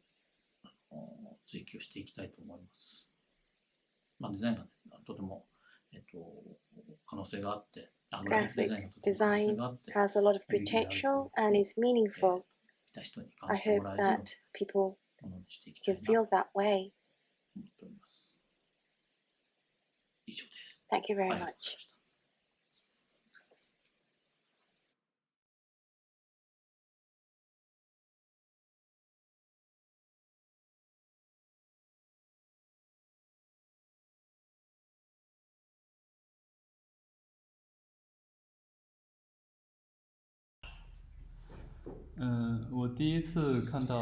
I first came across the work of Hayashi Noriaki during my freshman at college. It was just when I started designing, so I didn't know much about design. This is the first Japan design ebook I bought, and in this book I encountered this work. This was the first time I saw Hayashi-san's work. I felt vividly how the visual was processed, was very sharp and mysterious.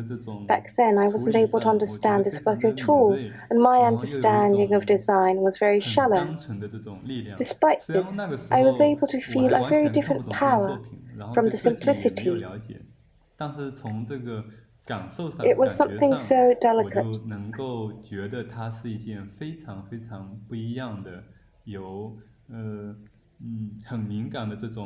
Which is why when you look at the other works of Noriaki Hayashi,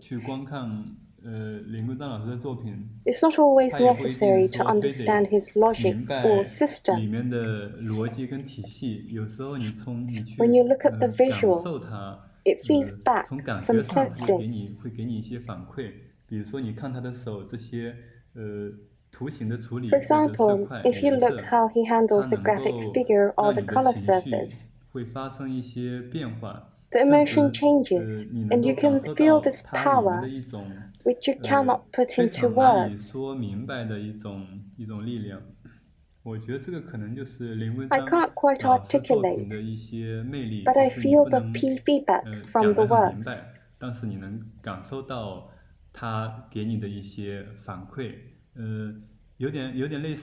It's like a light wind. It's a very comfortable breeze, but you cannot articulate the why as to why the breeze is making you feel comfortable. There is something close to your senses, and that may be what is so mesmerizing about the work of Noriaki Hayashi.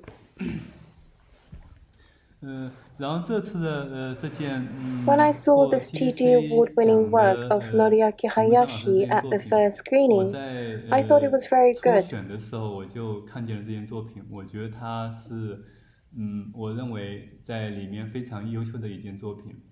When I look at Hayashi-san's other works, I can feel the inner logic and unique language from the graphical expression.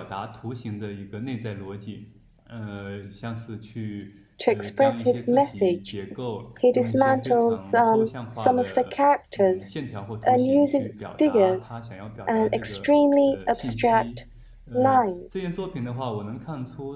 This work can be seen as a new breakthrough in prevailing languages. It's very relaxing and a spiritual sense of breakthrough.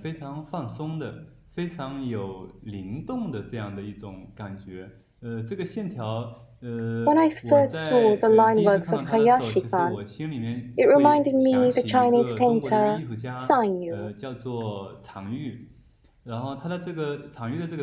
His line works in his later years has many similarities to the line work of Hayashi-san.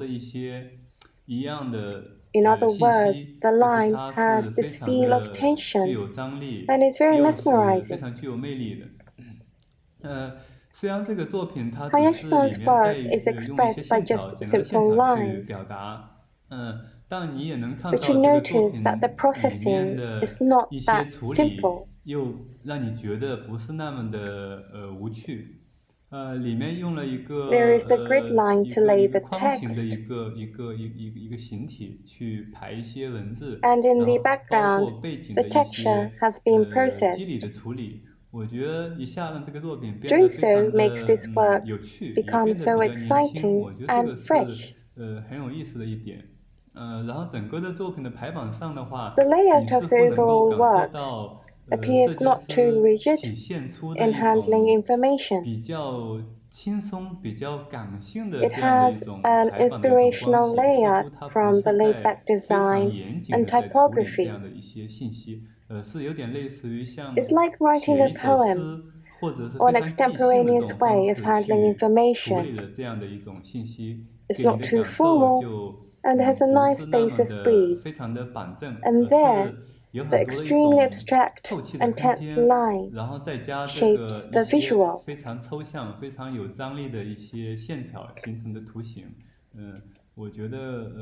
It suddenly brings about a new sense of emotion.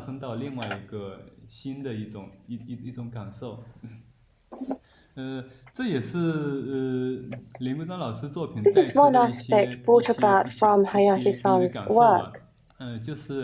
When I first saw these works, and even now, I cannot in fact, logically, or clearly articulate what is so wonderful about these works.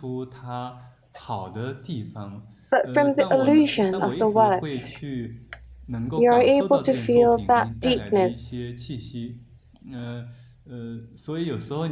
Therefore, intrinsically, it may be hard to understand this work and hard to articulate the goodness of this. But some illusion can be felt, and that feeling may give some indication of his design. Then that becomes rather interesting.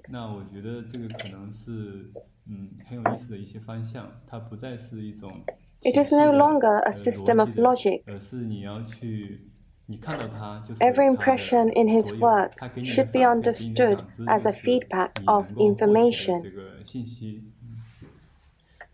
This abstract poster was created for Joshibi University of Art and Design.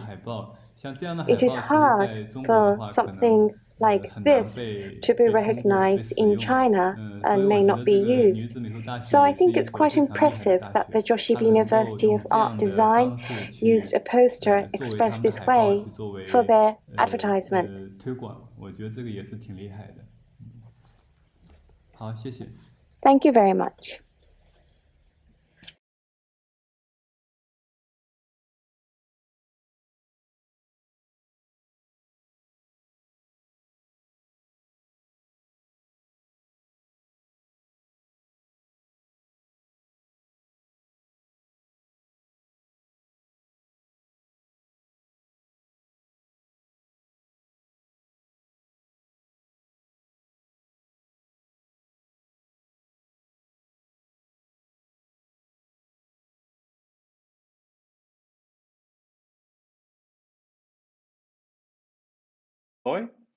And I am, together with Thierry Blancpain and the team of Grilli Type, responsible for this project.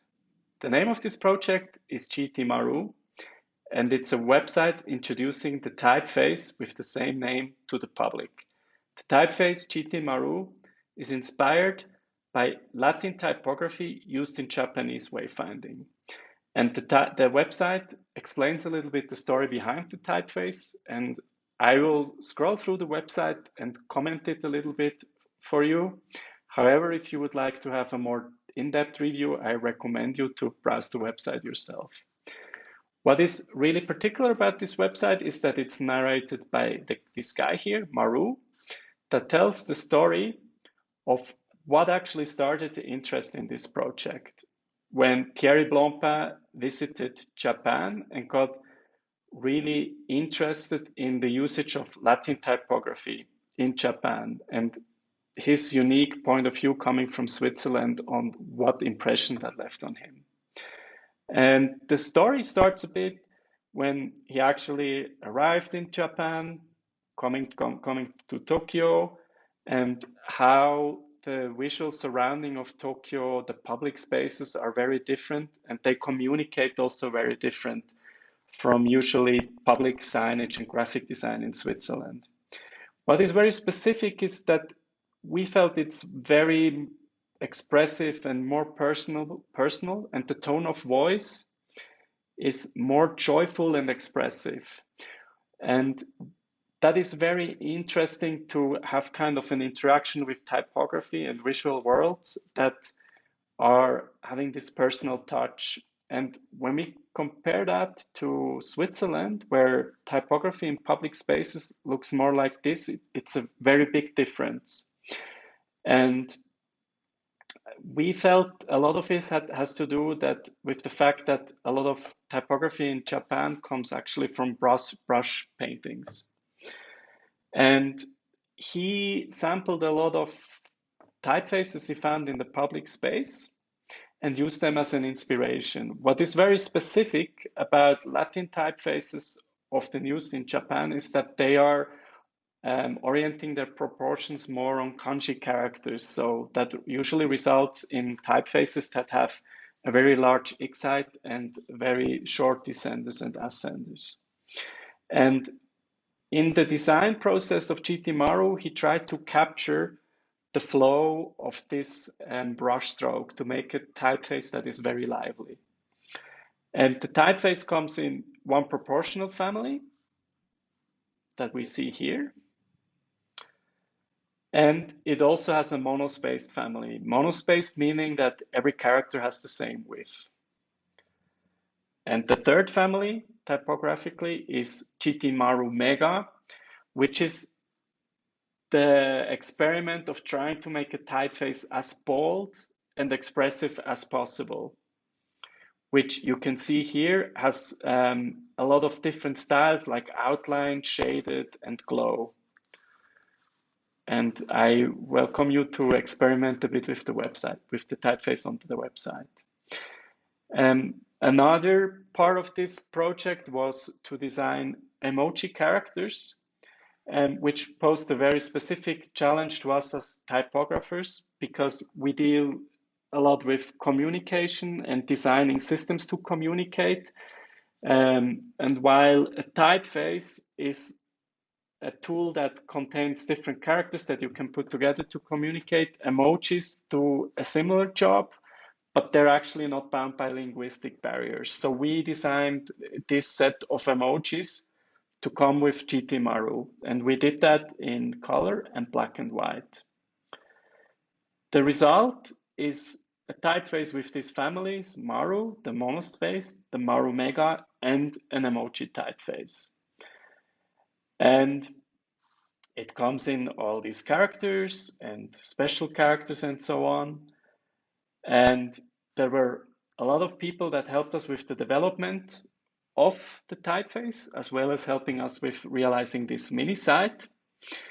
And what I would like to point out specifically here is we had a lot of support also in Japan and in Tokyo specifically. So I would like to thank Akira Yoshino for introducing Thierry and myself to the type designer community in Japan, for being really a great guy. Hisashi Iwai for being an amazing type designer himself and for providing us samples in rounded Japanese typefaces. For Adrian Hogan for hosting us in Tokyo. Sento-san for being Sento-san. Emily Rijo for also supporting us with this project. And last but not least, all my friends and the entire community of Midoriso. I hope you will enjoy browsing this website for yourself. And if you're interested in finding more about Grilli type, there's also other websites we did for typefaces. And you can try out the typeface here by yourself or download free trial fonts. Thank you very much for taking your time watching this video. And thank you very much, TDC, again, for awarding us with this prize.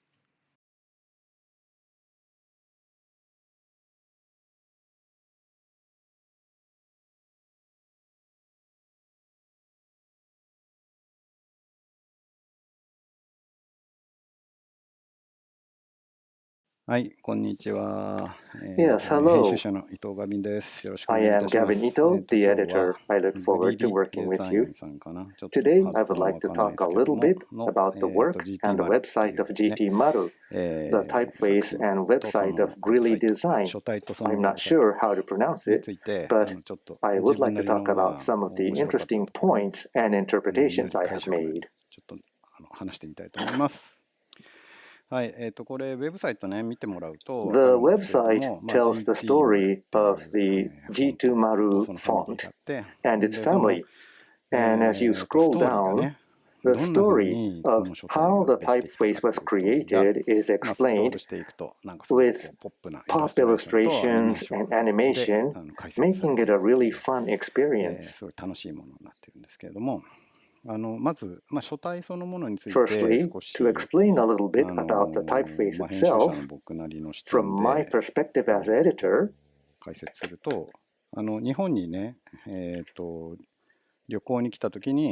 says that when they traveled to Japan, they were very inspired by the roundish typefaces of signs posted in Japanese public spaces. And I thought what this means, and I came to think the name Maru probably came from that kind of observation. Compared to signs you are used to see in Europe, which have a more solid, authentic look, the letters seen in Japan are more roundish. I think that's what really intrigued them.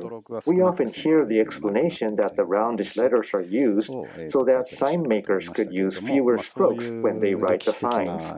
So there is this historical context for the roundish letters, but for the person who does not live here, I think it must seem somewhat strange.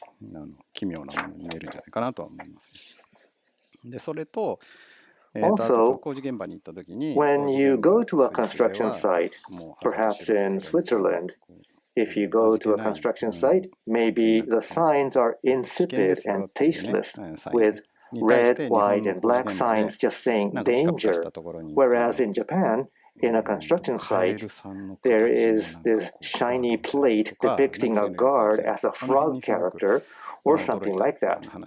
You often see something like that, don't you? I think this typeface is the consequence of these kinds of discoveries by the visitor from abroad.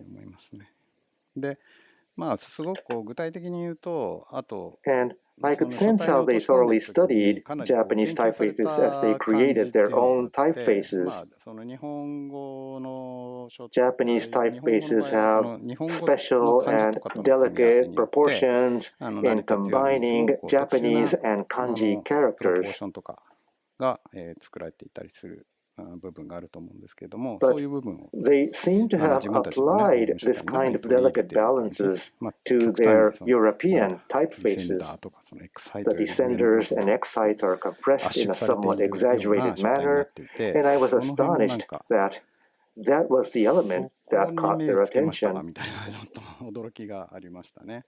で、あとさらに And then there were the emoji and the roundness of the Japanese letters used in public spaces.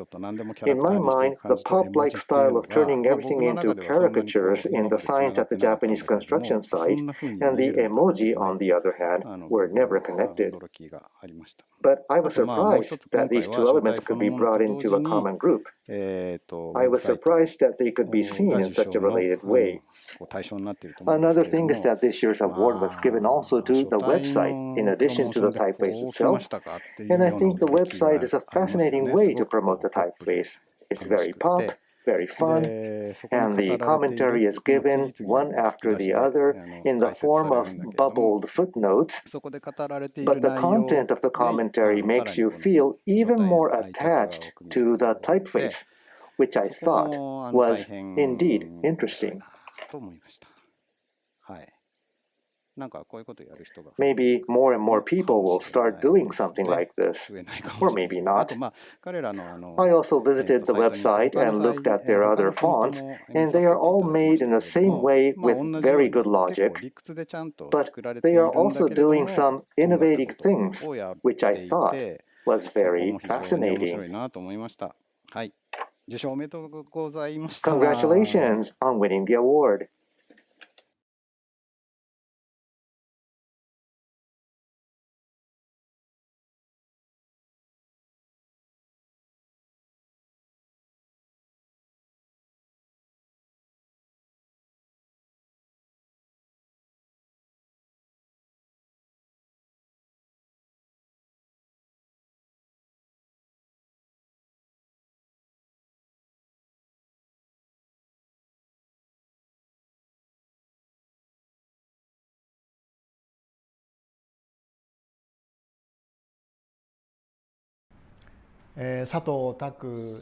My name is Taku Sato.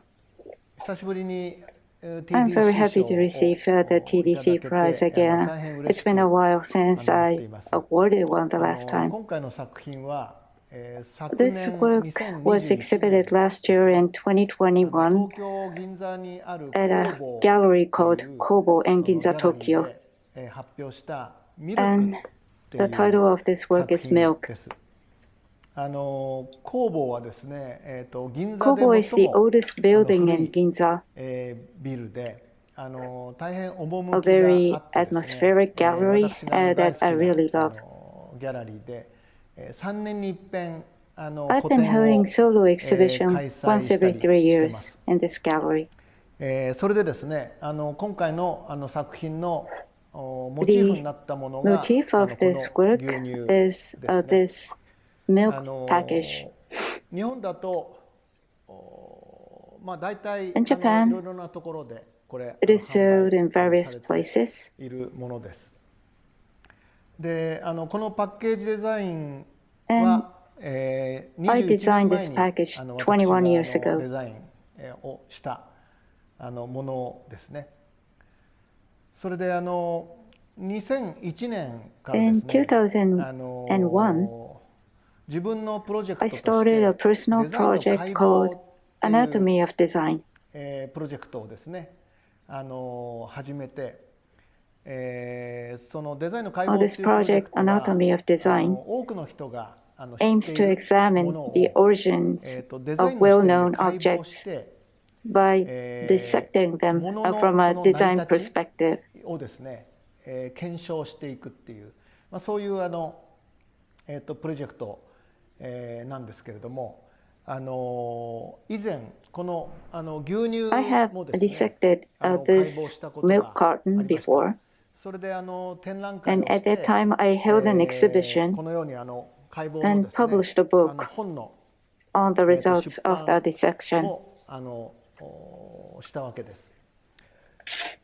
で今回はこの牛 This 乳を time, モチーフに I wanted to use the milk アー package トの as a 領域に motive and venture into the realm と of いうふう art. にちょっと思ったんですね。で大量生産品っていうのは Mass-produced goods こういうふうに can 部分 look を like ですね contemporary こう見 art ると when you look closely その at a まる part で of it, その just like this. 現代アートのようにこう見えるっていうですごく面 I 白い thought that this is very ものだ interesting. なと思ってですねそれが発想の That 原 was 点 the starting point of my になっ idea. ています。で大量生産品っていうのは多くの Mass-produced 資源 goods が使われています use a よ lot ね。 of resources. これものすごい量毎日作られているわけ A です。 tremendous amount で of これを these 作るために products are 大量 made の資 every 源が day. 使われていて In order to で make 毎 these 日毎 products, 日 a 大 large 量 amount の of 廃棄 resources 物 are used も and し a くは large リ amount サ of イクル waste で回ってた is り generated するわけ or ですね。 recycled every day. 資源とそれから廃棄物ですね Because of the の関係 relationship とかも between あって resources and waste, そういう世の the 中の大き milk な問 package 題とか課題と密接 can に be つながっ seen て to be いるものです closely ね。 connected ですから to the major 今回 problems and の issues 作 in 品 the の中 world. にはこのパッ So ケー when ジデ this ザインを work ですね on the package design シュレッダ was ー細 shredded, かく chopped 刻 up んでですね into small ゴミ pieces になっている状 and 態 turned into そう waste. いう素材を I 使っ used て these materials 円 to 形 create の a circular 作品 work of art. にも仕上げてみました。そこにおいてはそのデザイン The の時に letters 丁 that 寧に were 文字を組 carefully んだり arranged とか during the して design こういうパッ process ケージを to 仕上げ create るわけ this ですけども package そういう文字もこう were 刻まれ also てですね chopped バラバラになっている into っていう pieces. そういうような表情がその円 This 形の kind 作 of 品には expression 出 is て what い you will る be able か to と see 思いま in す。 this circular work. 今回のそのミルクというですね作品は For this work, 最 milk, 初ですねこの牛乳っていうどこにでも売 what って I いる first こ did のデザイン was をまず to 成立させ make る。 the design of this それでそれを package, 今度 which is sold 外側から中に向 everywhere, かってデザインの as 視点で解 something 剖する。 that has already been で次に established. 今回のそ Then のアー I トワーク dissected という it from the viewpoint of 作品につ design ながっていて from the そのデザ outside イン to の成 inside. 立と解剖 This と leads それから to the アートっていう artwork ものが for the 自分の中で exhibition, は一つの or so 流 to れ say, establishing the design and then 捉 dissecting えて this いるわけですね。 creates a flow, そういう which 流れ is の on 中 its で own a piece of 生まれたもの artwork が for me. 今回のミルク The と work いう milk was born 作 out of 品 this flow. でした。で海外のですね方には For ですね those who 直接 live 見 abroad, ていただくことが it's できなくて regrettable that I とても残 cannot 念 show you my なん work ですけれども directly. 今度5月の16日から But starting on May the 東京の 16th, 銀座にあるですね GGG or Ginza Graphic Gallery in というと Ginza, ころで Tokyo, 佐藤拓 I am planning to hold an exhibition titled Taku Sado a TSDO そこ exhibition. で一部ですねこのミルク A の part of 作品 my work も milk 展 will 示 also be する予定 exhibited. です。ですのでネット上で I will be very pleased また if you could 情報をで check す the ね information on the キャッチアップ internet していただけたら and look for updates. 大変嬉しいです。この度は本 I 当にあ thank り you がと very うござ much いま for し the た。 award.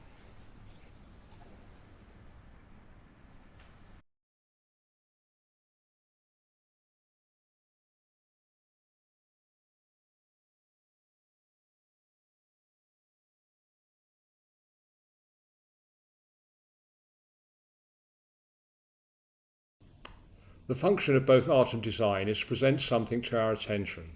Sometimes what is being presented is hidden in plain sight, an ordinary object that is part of our everyday, something so familiar that we pay little attention to it. Even if the design surface of this object elevates it beyond other products that have the same functional content, we might not properly consider its graphic qualities. Sato-san's milk installation breaks into our sleep. Milk operates on many levels simultaneously, the most poignant of these being the environmental impact of consumerism and packaging. We as designers are asked to make something more attractive so the client can sell more products.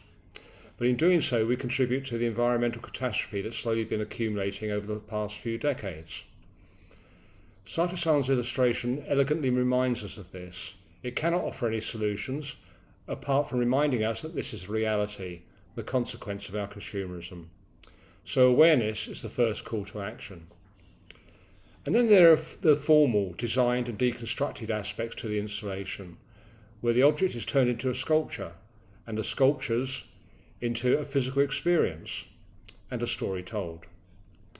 Indeed, after seeing this installation, we might consider every consumer product or stack of products a sculpture in its own right, or at least become aware of their sculptural potential. I suspect that the next time any of us are in the supermarket and buying a carton of milk, we'll turn the carton over to look at the geometry of its base and consider its form. Indeed, it might make us more aware of the design of the base of other everyday objects, always considered but never always hidden. In this image, the process of our environmental impact is eloquently told. The construct of the base, flat and presenting a formal geometry, to the corner snipped off, dimensional and informal, to the pyramid of shredded carton, designed for landfill or the ocean, that degrades slowly over time, or just resolutely pollutes and endangers other life. There's also an ironic aspect to this. Milk is a product that is good for you, it's natural, but due to the industrial demand for milk and the need to package it for the millions upon millions of us every day, we irreversibly damage the very nature that we all know is so precious in sustaining our lives. Finally, there is a personal aspect to Sato-san's artistic and design process. He designed the original carton, and I suspect most of us rarely look at that design that we've made as a generator of further work. New work that is quantifiably different to the original. This project reminds us all, Sato-san included, to look again at what we created. The poetic often resides in the familiar, transcendent beyond its source. Thought into form, generating further thought into further forms, and so on. And for all these reasons, I think Milk is not only successful, but an important work, beautifully crafted.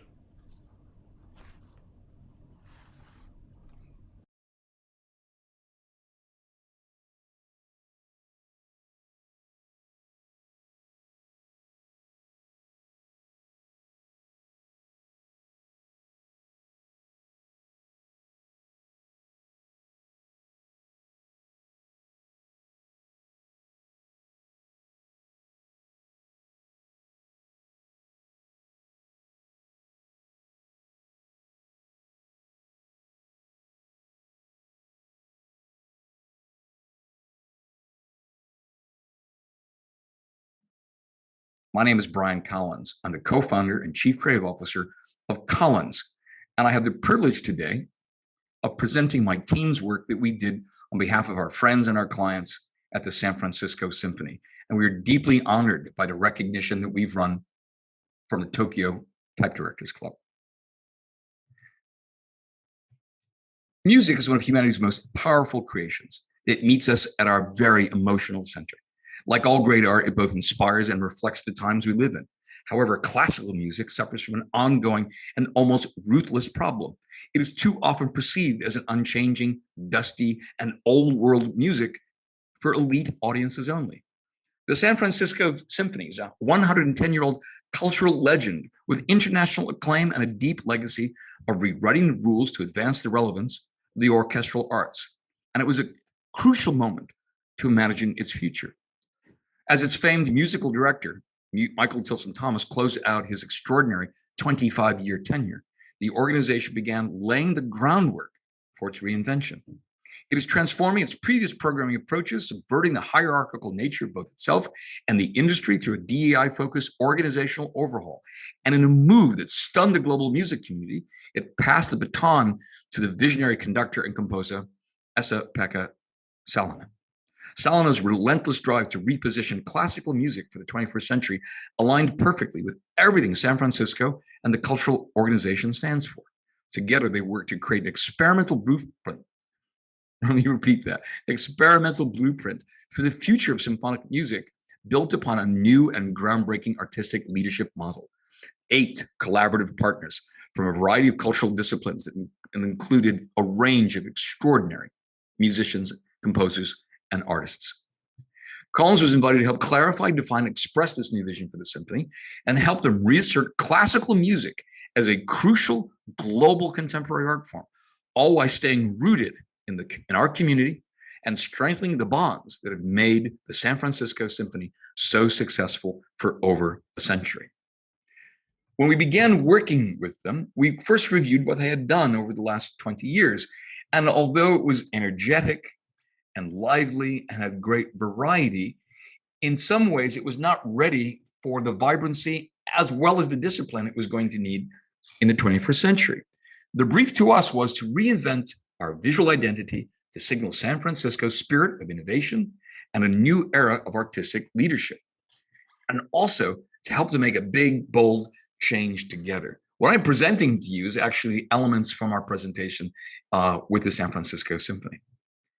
And again, they had a remarkable legacy and extraordinary achievements that they had made and were recognized around the world for those achievements. Then the new Esa-Pekka arrives as a new artistic director.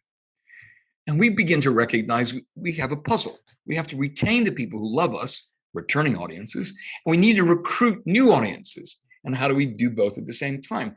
Well, we recognized we could retain those people who loved us as well as entertain and as well as invite new members by actually placing a lot of our emphasis on the future.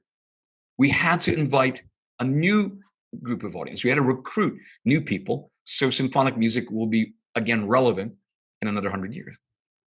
So the agreed project opportunities for us were we wanted to target who we called culture seekers, position the symphony as a contemporary, vital, relevant, important arts organization, capture the timeless qualities of that art, communicate the unique and extraordinary, often transfiguring experience of going to the San Francisco Symphony. Also importantly, it was now a collective of extraordinary people. We need to stand for more than just one person of the team. We also wanted to become the Bay Area's cultural destination. That was a big ambition. And we benchmarked some of the leading cultural institutions in the world, as London has the Tate, as New York has the Museum of Modern Art, and as Sydney has the extraordinary Sydney Opera House. What could we become, and what could the symphony, what role could the symphony play that is native to the community in which it lives, but also relevant to the world in which they perform? We had this great quote from a board member: the Bay Area is built on the idea that change is the thing. And that was true, that it was political change, technological change. And Esa-Pekka had this incredible quote when we first interviewed him: the place where everything is possible. San Francisco is the place where everything is possible. That inspired us. In fact, everything was possible, whether it was the incredible boom of the gold rush, the expressive cultural shifts in the 1960s and 70s that San Francisco often drove, the extraordinary music scene that was inspired by performers like the Grateful Dead or the Fillmore, the center of American rock and roll for years. And then events like Burning Man, or even the pioneering technology of Apple and someone like Steve Jobs, as well as the foundation and the founding of Tesla, which was also in the Bay Area. So Pilsen had invented and created an extraordinary legacy. They were already doing experiments, whether it was the symphony with Metallica, or work with Common, or the invention of new ways of reaching out to new forms of music and to new audiences. They are already at the frontier of this. This is something Esa-Pekka wanted to expand on. One of the things he recognized is the future wasn't necessarily going to be an extension of the past. And what he wanted to do is open up the artistic expression to a range of performers of different races and different genders to better reflect the community who they wanted to invite to participate in the work and the music of the symphony. So the artistic leadership expanded from one man to the leadership team here. The other thing I think this is important is it's very hard to visualize music, whether it's simple musical notation like this. You can do it. You could, but it's very hard to. You can hear it, but it's very hard to visualize it. So you can certainly do it like with musical notation. You could certainly do it with sound waves, or you could do it with kinesthesia, where you try to feel the music through visuality. And the kind of energy and motion here actually went to inspire us. But if you often look at identities for musical institutions, they end up being pretty static. And so we thought, well, how could we possibly make music visualized? How could you bring movement and even musicality into the typographic form itself? So when you saw the identity and you saw the work and you saw all communications and experiences that needed typography, the typography itself could become musical. On one side, we wanted to make sure it felt familiar. So we went to classical serif, elegant typography that had been associated with sort of symphonic organizations from around the world. Yet, how do we make it? On one side, we wanted something that was incredibly familiar, and yet we also wanted to be surprising. So what we did is we thought, well, variable typography is an emerging technology. And how could you create typography that could change and move in accordance with the music? Not only in terms of like the outcomes, but also could you make it move while you're looking at it? And so our team did an exploration with our friends at Dynamo, an extraordinary type house. And we started to look at variable typography that could move, dance, respond, be staccato, be loud, be soft, be quiet, be seductive. And all of a sudden, the typography started to take on a sense of musicality. And I said, well, this is an experiment we did. How do we turn that into an identity system that is always responsive? And so that's what we started to do. This is the first. This is the logo that was launched, and that we launched with for the identity. And yet, when we want people to see this, we also wanted to recognize that there's potential for movement and visual musicality every time you saw the identity. So whether this is when it's like well behaved, whether it's on the building or whether it's on the tickets, and as it moves, typography has to identify itself on collateral, brochures, posters, advertising, social media, the web. And so here's some examples of how the typography could be responsive to the content. And whether it was posters, I'm sorry, back up again here.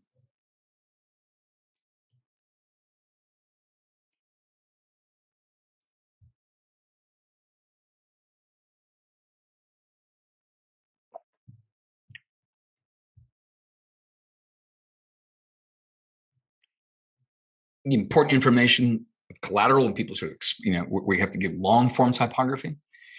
Communications and posters that sit around that move around San Francisco or outside the symphony itself.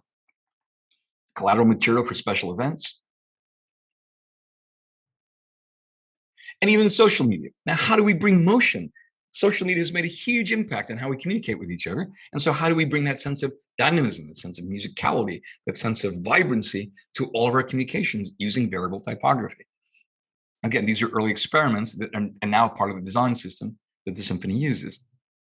It could translate into, again, communications that the symphony uses within the hall, out of collateral, books that they create, again, more experiments in social media. So it has a sense of movement, has a sense of always being sort of responsive and inventive.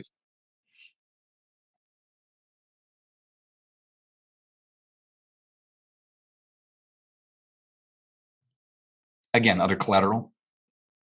Whether it's they've done enormously interesting work with symphonic scores for movies, whether it's Inception or or some Pixar films, the work, we wanted to find a way that the voice of the brand, the voice of the symphony would always be present. Or co-partnerships with other brands. And then even in simple interaction, could we have the same sense of musicality and responsiveness in everything that the symphony touched? In signage systems, menus at the restaurants. Again, in all communications, our attempt was to make the musicality of the identity reflect the musicality of the symphony.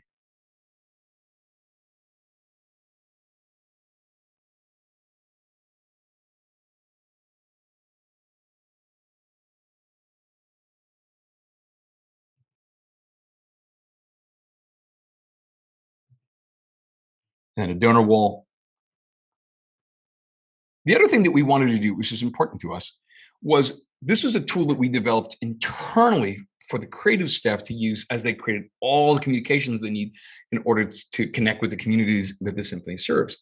We thought it was so fascinating. We said, why don't we create a public-facing tool so people can talk, sing, play music, beat a table, whistle, hum, or play their own music? And so how do we create a system that is public-facing so we can get people to participate and co-create with us? And so the team went off and created this system. You could put in any kind of typography, any message, your name, and this is what happened. In this case, we decided to put in, make some noise. And a piece by Beethoven.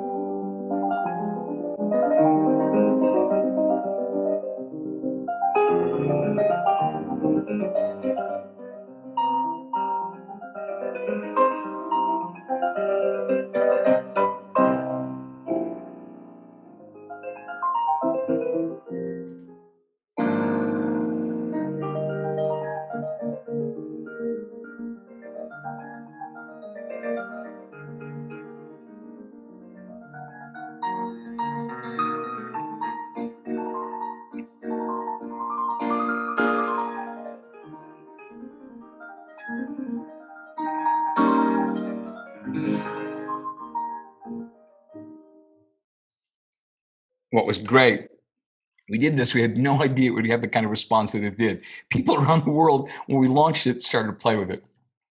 And they whistled, and they hummed, they yodeled, they played musical instruments, they banged the table, and they shared these videos all around the planet. We could not have been more excited that people could participate with the work that we did. By the way, as a team, we worked together. Our incredible clients at the San Francisco Symphony. I also want to thank Louis Michelet, Eric Berger, Sidney Lim, Karen Fiery, Christine Takeichi, Benjamin Crick, Thomas Markovicius, Michael Taylor, Ian Kim, Mackenzie Pringle, Eric Park, Neil Jackson, and Ivan Cruz, and also our extraordinary typography partners at Dynamo, and of course our friends, our colleagues, and our clients at the San Francisco Symphony. On behalf of Collins, I am honored that we have received this extraordinary recognition from the Tokyo Type Directors Club, and we are grateful for such recognition. Thank you.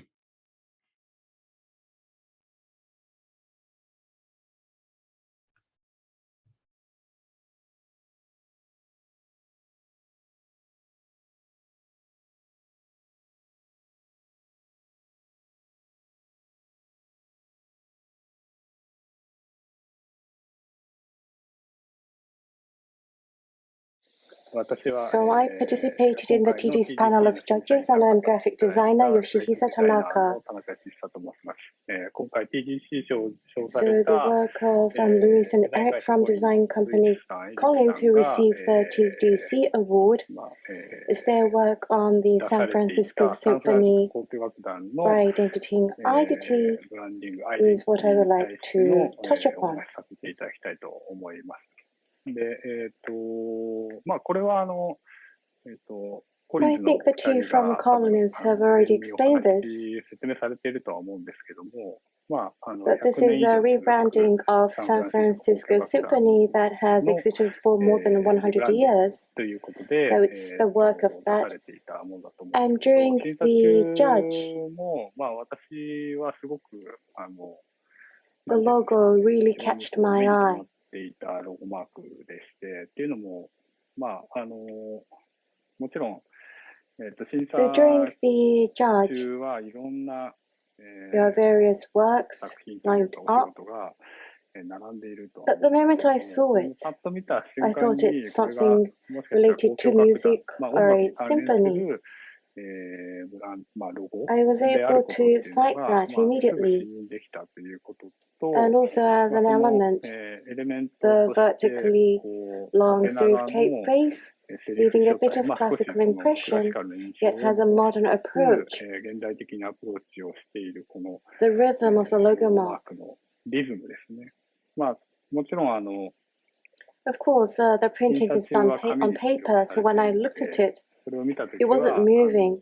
But from that 動いてはなかったん rhythm, ですけ I ど、 was そのリ able ズ to ムから cite the もう music, すぐに音楽を感じ取 and れ、 that was そ of してそれ自 a 体 variable がバリアブ font ル or フォントだった using り、 the レスポンシ responsive ブの function 機能を利用し with て、 actual 実 videos or 際映像、 social medias. あるいは SNS とかで、 I was able to see the rhythm 音楽を奏でる changing よう with the に変 music. 化していくっていうことが、見て取れたので、非常にその、 So it was really well made. よく As で a きたクオリ quality, it's クオリ very ティとしても high, すごい高 but いとは more 思うん than ですけど that, も、もっと it それ以前に appeals 感 to 覚 your 的に訴え senses. て I くる felt this す real ごく心地よさを comfortableness, 感じまして、 and I そ thought れ it で was 素晴 a らしい wonderful お仕 work. 事だなと思って拝見していました。で、実際にその、交 And 響 the 楽団 rebranding of の a symphony リブランディングっていうのは非常に does 難 have a し very い difficult 面を持っ aspect. ていると思 One, っていま as し I て、一つは mentioned やはり earlier 先 on, ほどおっしゃっ it た has a お伝え history し of た over 通り、100 100年以上、 years. A クラ symphony シッ of クのやっぱ classical 交響 music 楽 history 団 is って very すごく long. 歴史が長いんで、その中で使われた、非常にその、So the cultural background 文化的背景とか is very が、solid しっ that か has り been しています の accumulated over the で、そ years. れをこ So う、きちんと if you 管理し don't た do 上 the で、 rebranding by リブランディ incorporating ングを all し of ないとい that, けない。 if you don't あ think まり too 考えず much, にやってしまうと、ともするとその100年の you may 歴 be 史を trampling on that 踏みに100じってし years ま of うよう history な in デ the ザインになっ design. てしまうので、非常にその、So it's very difficult to 扱いとし handle. ては難しいと思うんですよね。で、そこに行くとこ In that の、 perspective, regarding this デザインに design, 関して言えば、そういったit does 過 grasp 去の歴史 those 背景を historical しっかり汲み取っ background, た上 yet で、なおか has つ a modern 現在 approach のアプローチ and と has し the て necessary 必 elements 要な要素と by いうのを、 incorporating いろ various んな媒体を mediums. 加味して作られている That という was ところ very が、 well done. 非常によくできていまして、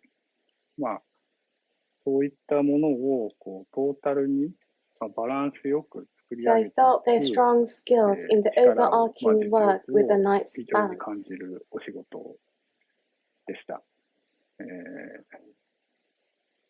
今後のこの、So I'm sure there 多分 will be どんどん graphic 新し posters いその that will グラフィ be ック coming ポスタ out ーなど going が出ていく forward, とは思うんですけども、 but その I サンフラン would シスコ like 交響楽 to 団の continue ビジュアルに to focus on the 注 visual 目してい of きたいな the と San Francisco 思っております。 Symphony. Thank you very much. 以上になります。ありがとうございました。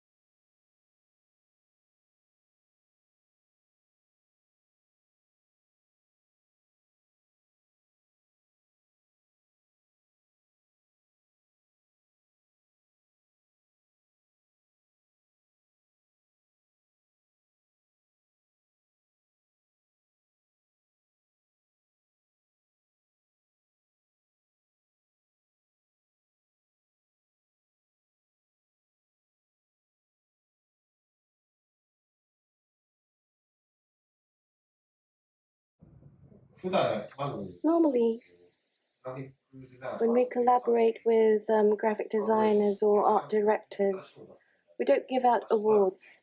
So it's nice to receive and gain the spotlight.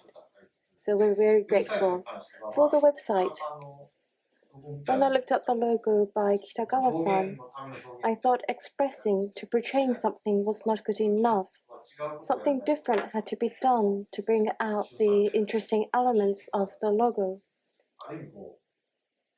So showing the product properly, the obvious, straightforwardly present that on the website would be better.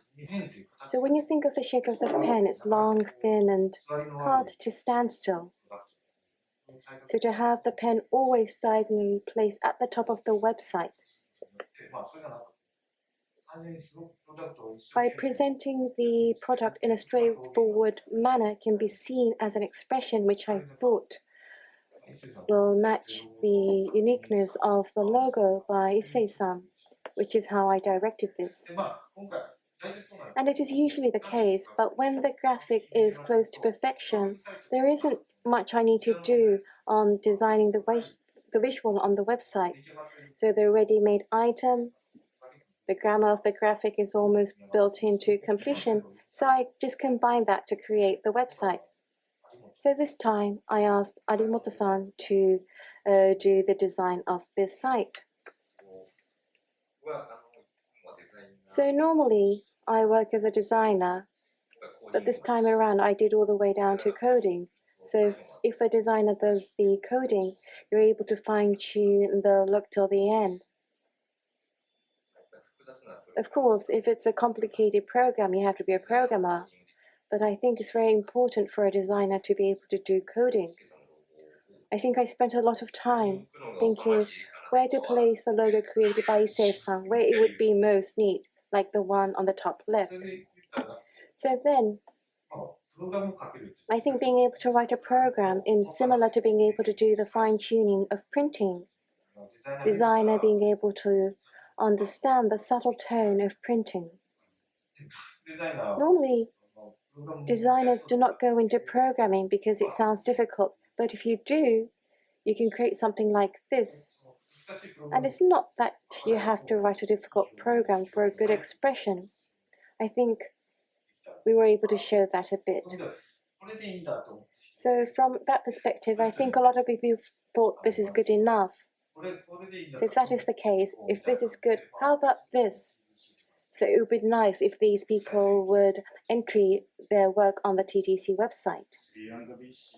The 3MBC project was an existing product, an existing item of Mitsubishi pencil, and review that once again from a different angle of art was the nature of the project. So the typography perspective was crucial. In other words, the logo of the typography, or the route to the logo, and also the coloring. The form pre-exists. But if you change the market scene just a bit, then of course requires the most optimal coloring to go along, or the original Unibrand logo needed to be changed to a new brand of 3MBC, and also change the selling area was the project. So then typography becomes quite important. The website is expressed in that typographic manner. And the good or simple was the theme. So at first glance, it may appear as nothing has been done. The visual graphic expression of the site or the program expression was simple, and that was good. And receiving this award is really encouraging. Thank you very much.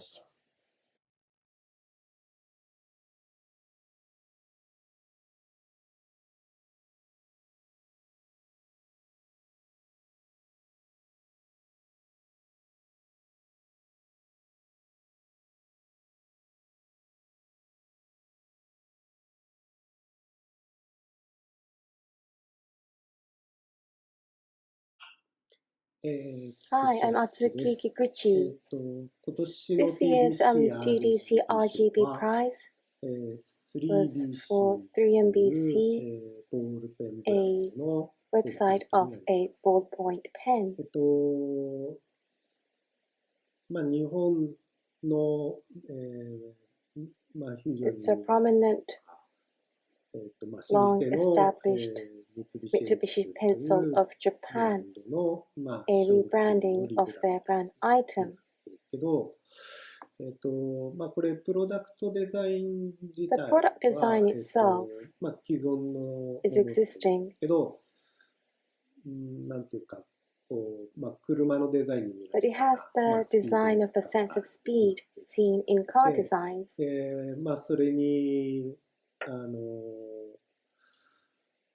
ひし形、歪んだひし形と、手 And 書 the きのような distorted diamond shape and the handwritten figure is combined されて、そのプロダクト自体の so that unique logo is ロ placed. ゴのデザイン So the product and the unique ギャッ logo, プが、 that gap, それ自体、その違うイメージのデザインが合 by わさること combining によっ the て、 design of different images, 新しい、商品ブラン they're ドを making 作って a い new く。brand item. ま So ず that's そこが one 一つ thing. で、あとはですね、The ネー other, ミングが the naming is 3BC、 3MBC, 三 which 菱 takes the で name from Mitsubishi. ある意味、So it's like a naming like a pun. ネーミングになってるんですけど、あとはあれですかね、カラーリン And グ the が、 coloring 蛍 is 光色を fluorescent 基調 color とした、 based. 妙な So a 取り合わせ clever のカラーリン combination グ of で、 coloring. その、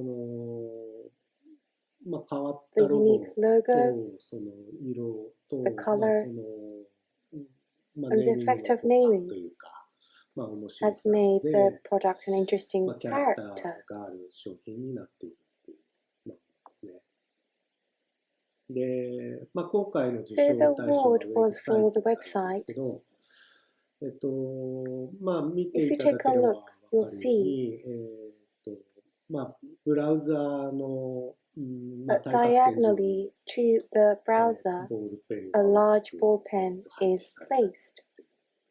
まあ It's an audacious design. で、これは、まずはあれですよね、ボールペンのような For an 細長い elongated item もの such as a pen, で、写真 the が小さ photograph くなり tends to be がちなわけですけど、それを、but 目い in っ order ぱい to 大きくする maximize た that, めに、it's positioned diagonally.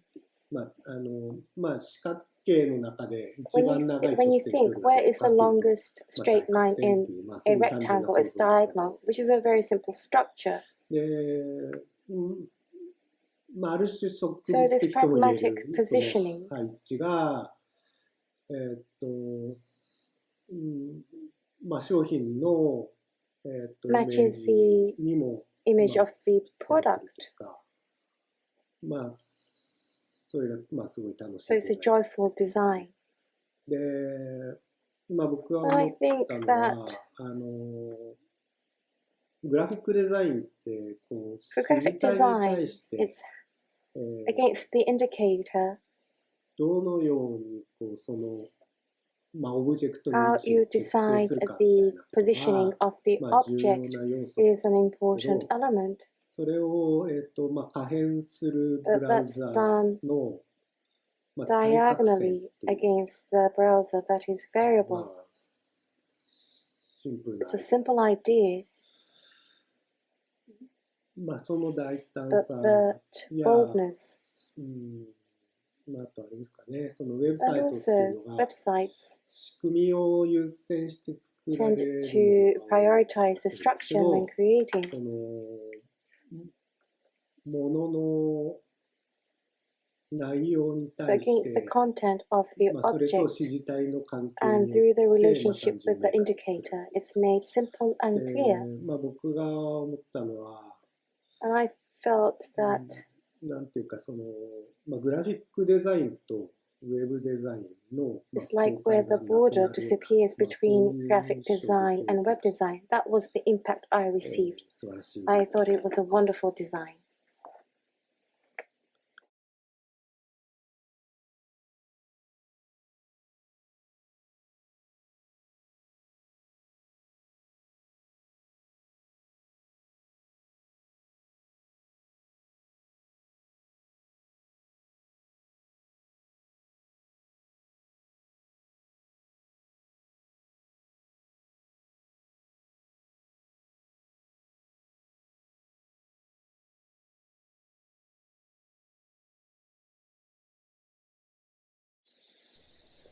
Hello, my name is Yutaka Sato.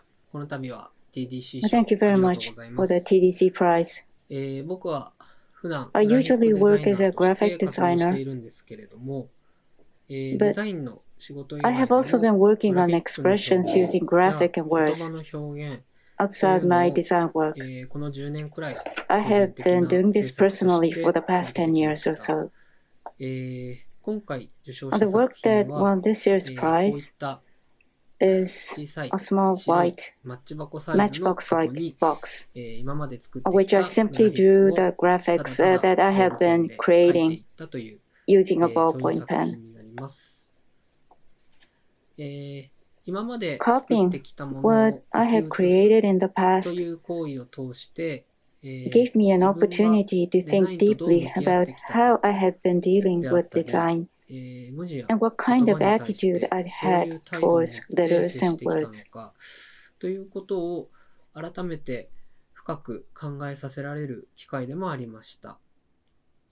Because of this introspective nature of this work, I was a little concerned that it might have been difficult to receive a good evaluation from the judges at TDC. But I was surprised and also very pleased to receive such a good evaluation.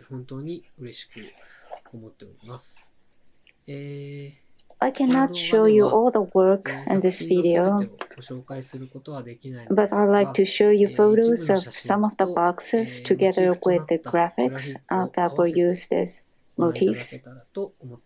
Please enjoy the video.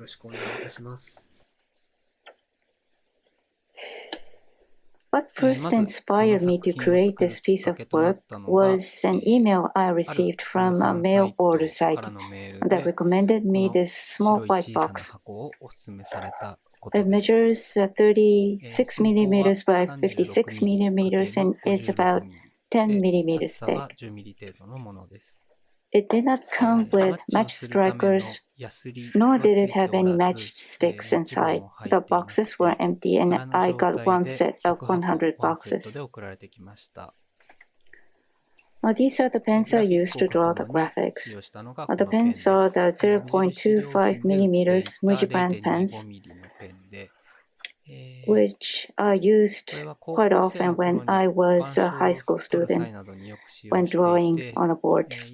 My hand still remembered how to use these pens skillfully, so I thought it would be perfect for drawing on this cupboard-like paper. I used these pens for all the drawings without changing any of them until the end. Now I would like to show you photos of some of the matchboxes together with the graphics that serves as motifs. 2011 is the year when I entered the night class of Kuwasawa Design School, and that's when I started creating graphics for the purpose of my study.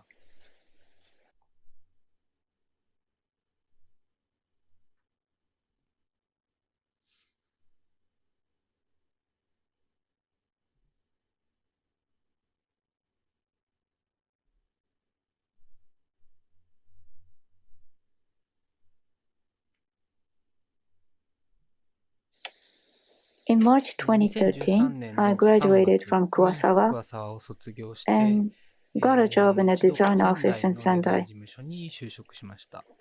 But actually, I gave up my dream working in Tokyo and returned to Sendai. I can still recall feeling distressed while creating other pieces of work.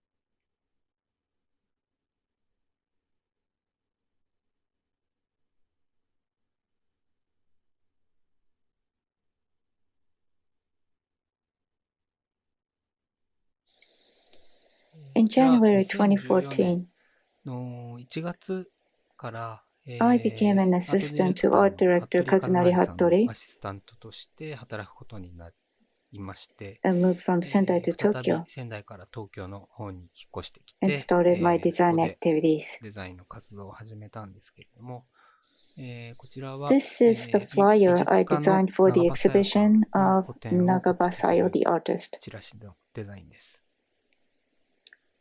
This one was 初めて also the first TDC work の I コンペに entered 出 in 品 the した作 TDC 品でもありま competition. す。この Of the 写真の book, 後 you ろの can 方に see 写っている、 and the 展覧会 background の is 図 the 録も合わ catalog せてデ of ザ the インし same ました。 exhibition, which also designed.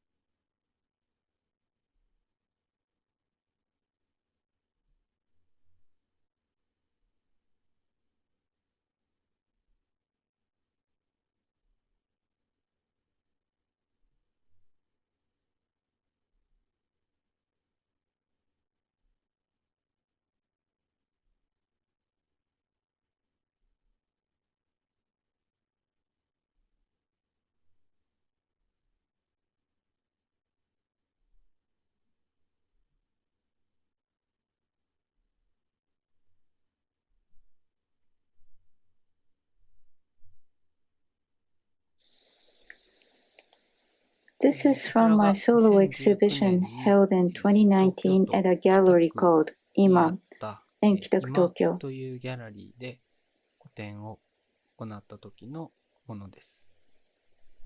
At that time, この I 時 mainly は、 exhibited 文章を on メ the イン text に展 that 示し I まし had た。 written.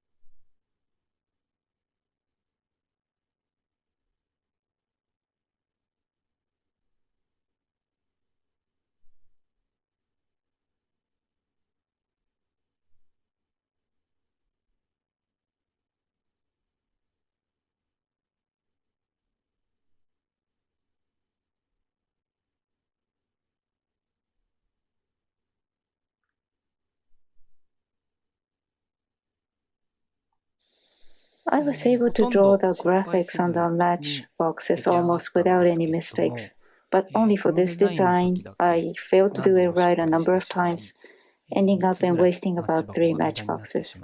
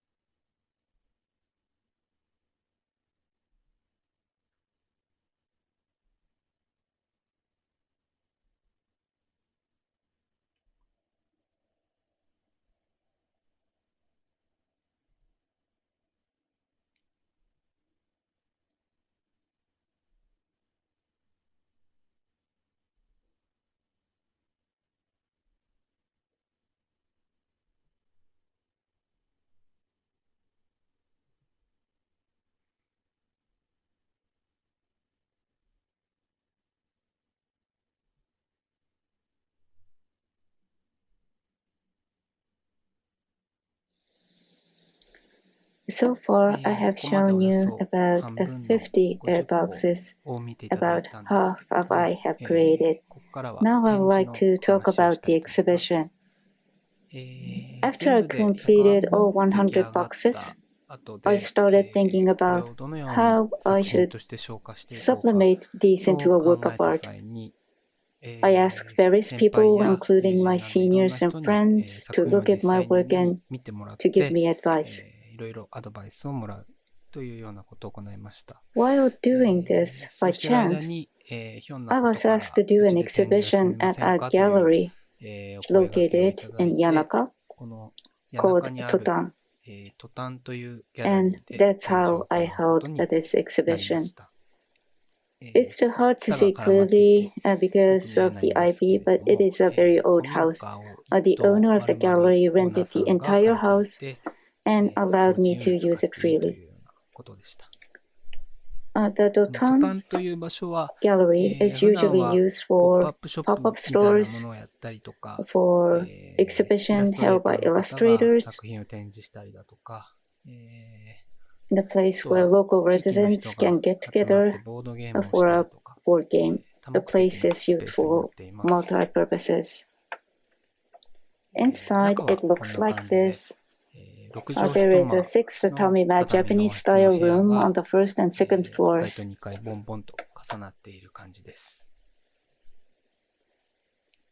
When I was thinking about how best to exhibit my work in such a place, one of my friends told me that it might be a good idea to put my writings inside a box. And so I decided to do that. I selected the texts that I had written, I put them in the matchboxes, and they were exhibited.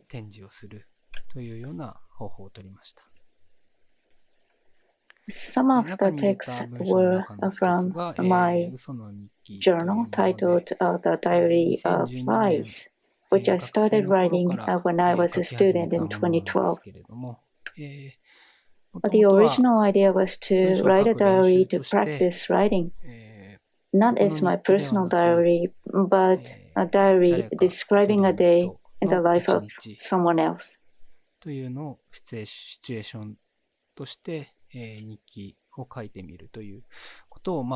did not keep this diary on a daily basis, rather I wrote it only when ideas came up to my mind, which I continued for a number of years. I decided to finish this once in 2019. I changed my style a bit and tried to write in a different way.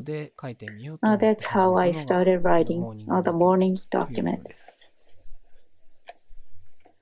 Another source was from what I wrote throughout 2017, the articles that I wrote as a series in a local free newspaper published in Sendai. I cut out some of the articles and inserted in the boxes.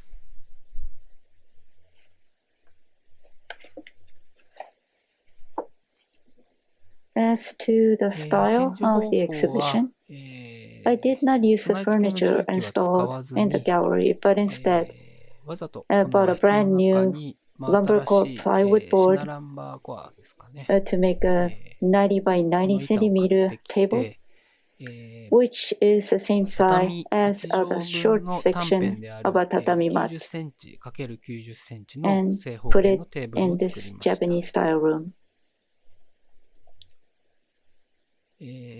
Although the purpose was to have people look at my matchboxes, I recall being a little embarrassed because many of the visitors were reading the text inside the box very carefully. In addition to the matchboxes, I printed out B2 size posters of the graphic motifs and displayed several of them.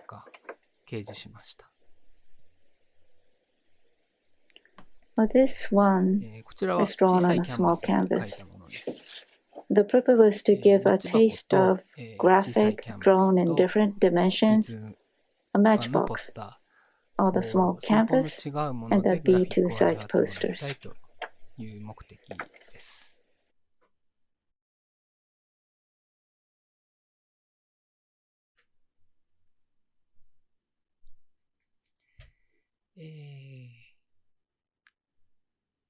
そういった感じで展示は This was how my exhibition was held.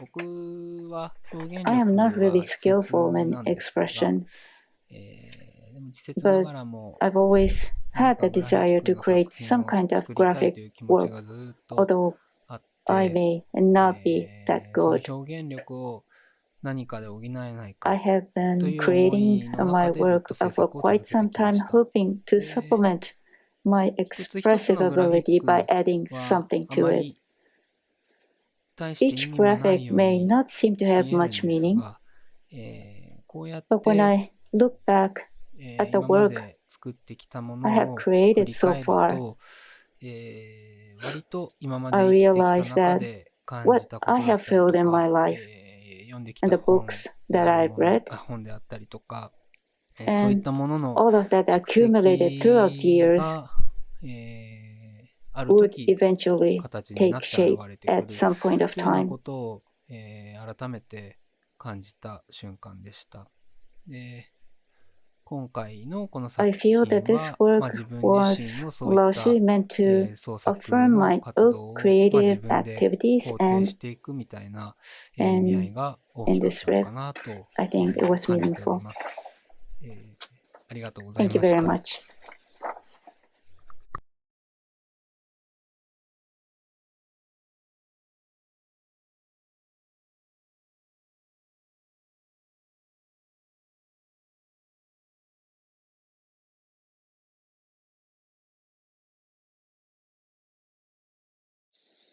Hello, I am Norio Nakamura. Yutaka Sato's artwork, Adabako, or Useless Boxes. When I first saw this work, the small matchboxes with elaborate handwritten illustrations were neatly arranged in rows. But the interesting thing was, of course, its appearance. And when I went closer to the boxes and picked one of them up and opened it, I found several lines of text on the bottom of the box. The text was kind of strange, but very interesting. I wondered what it had to do with the illustrations on the outside of the box. So I picked another box up and opened it, and it said something completely different. And I wondered what it meant, so I picked up another box and looked inside, and it said something very strange again. I found myself puzzled by the boxes, having my mind taken away to various places, and somehow I found myself interacting with the box and being totally drawn into his work. But when I thought about it again, I wondered why I was so fascinated by this kind of troublesome and tricky communication. I am still thinking about what was written inside the rest of the boxes and thinking whether I will look inside the other boxes if I revisit the exhibition. I'm still thinking about these boxes. It's so interesting that the sense of interest that has not been fully interpreted in my mind is still sustained. I also think it's interesting that so many votes were casted at the TDC's jurors meeting, and in the end won this prize. The exhibition will open at GGG in April, and I hope that everyone will be able to see the real boxes. This is my comment on Yutaka Sato's Adabako. Thank you very much.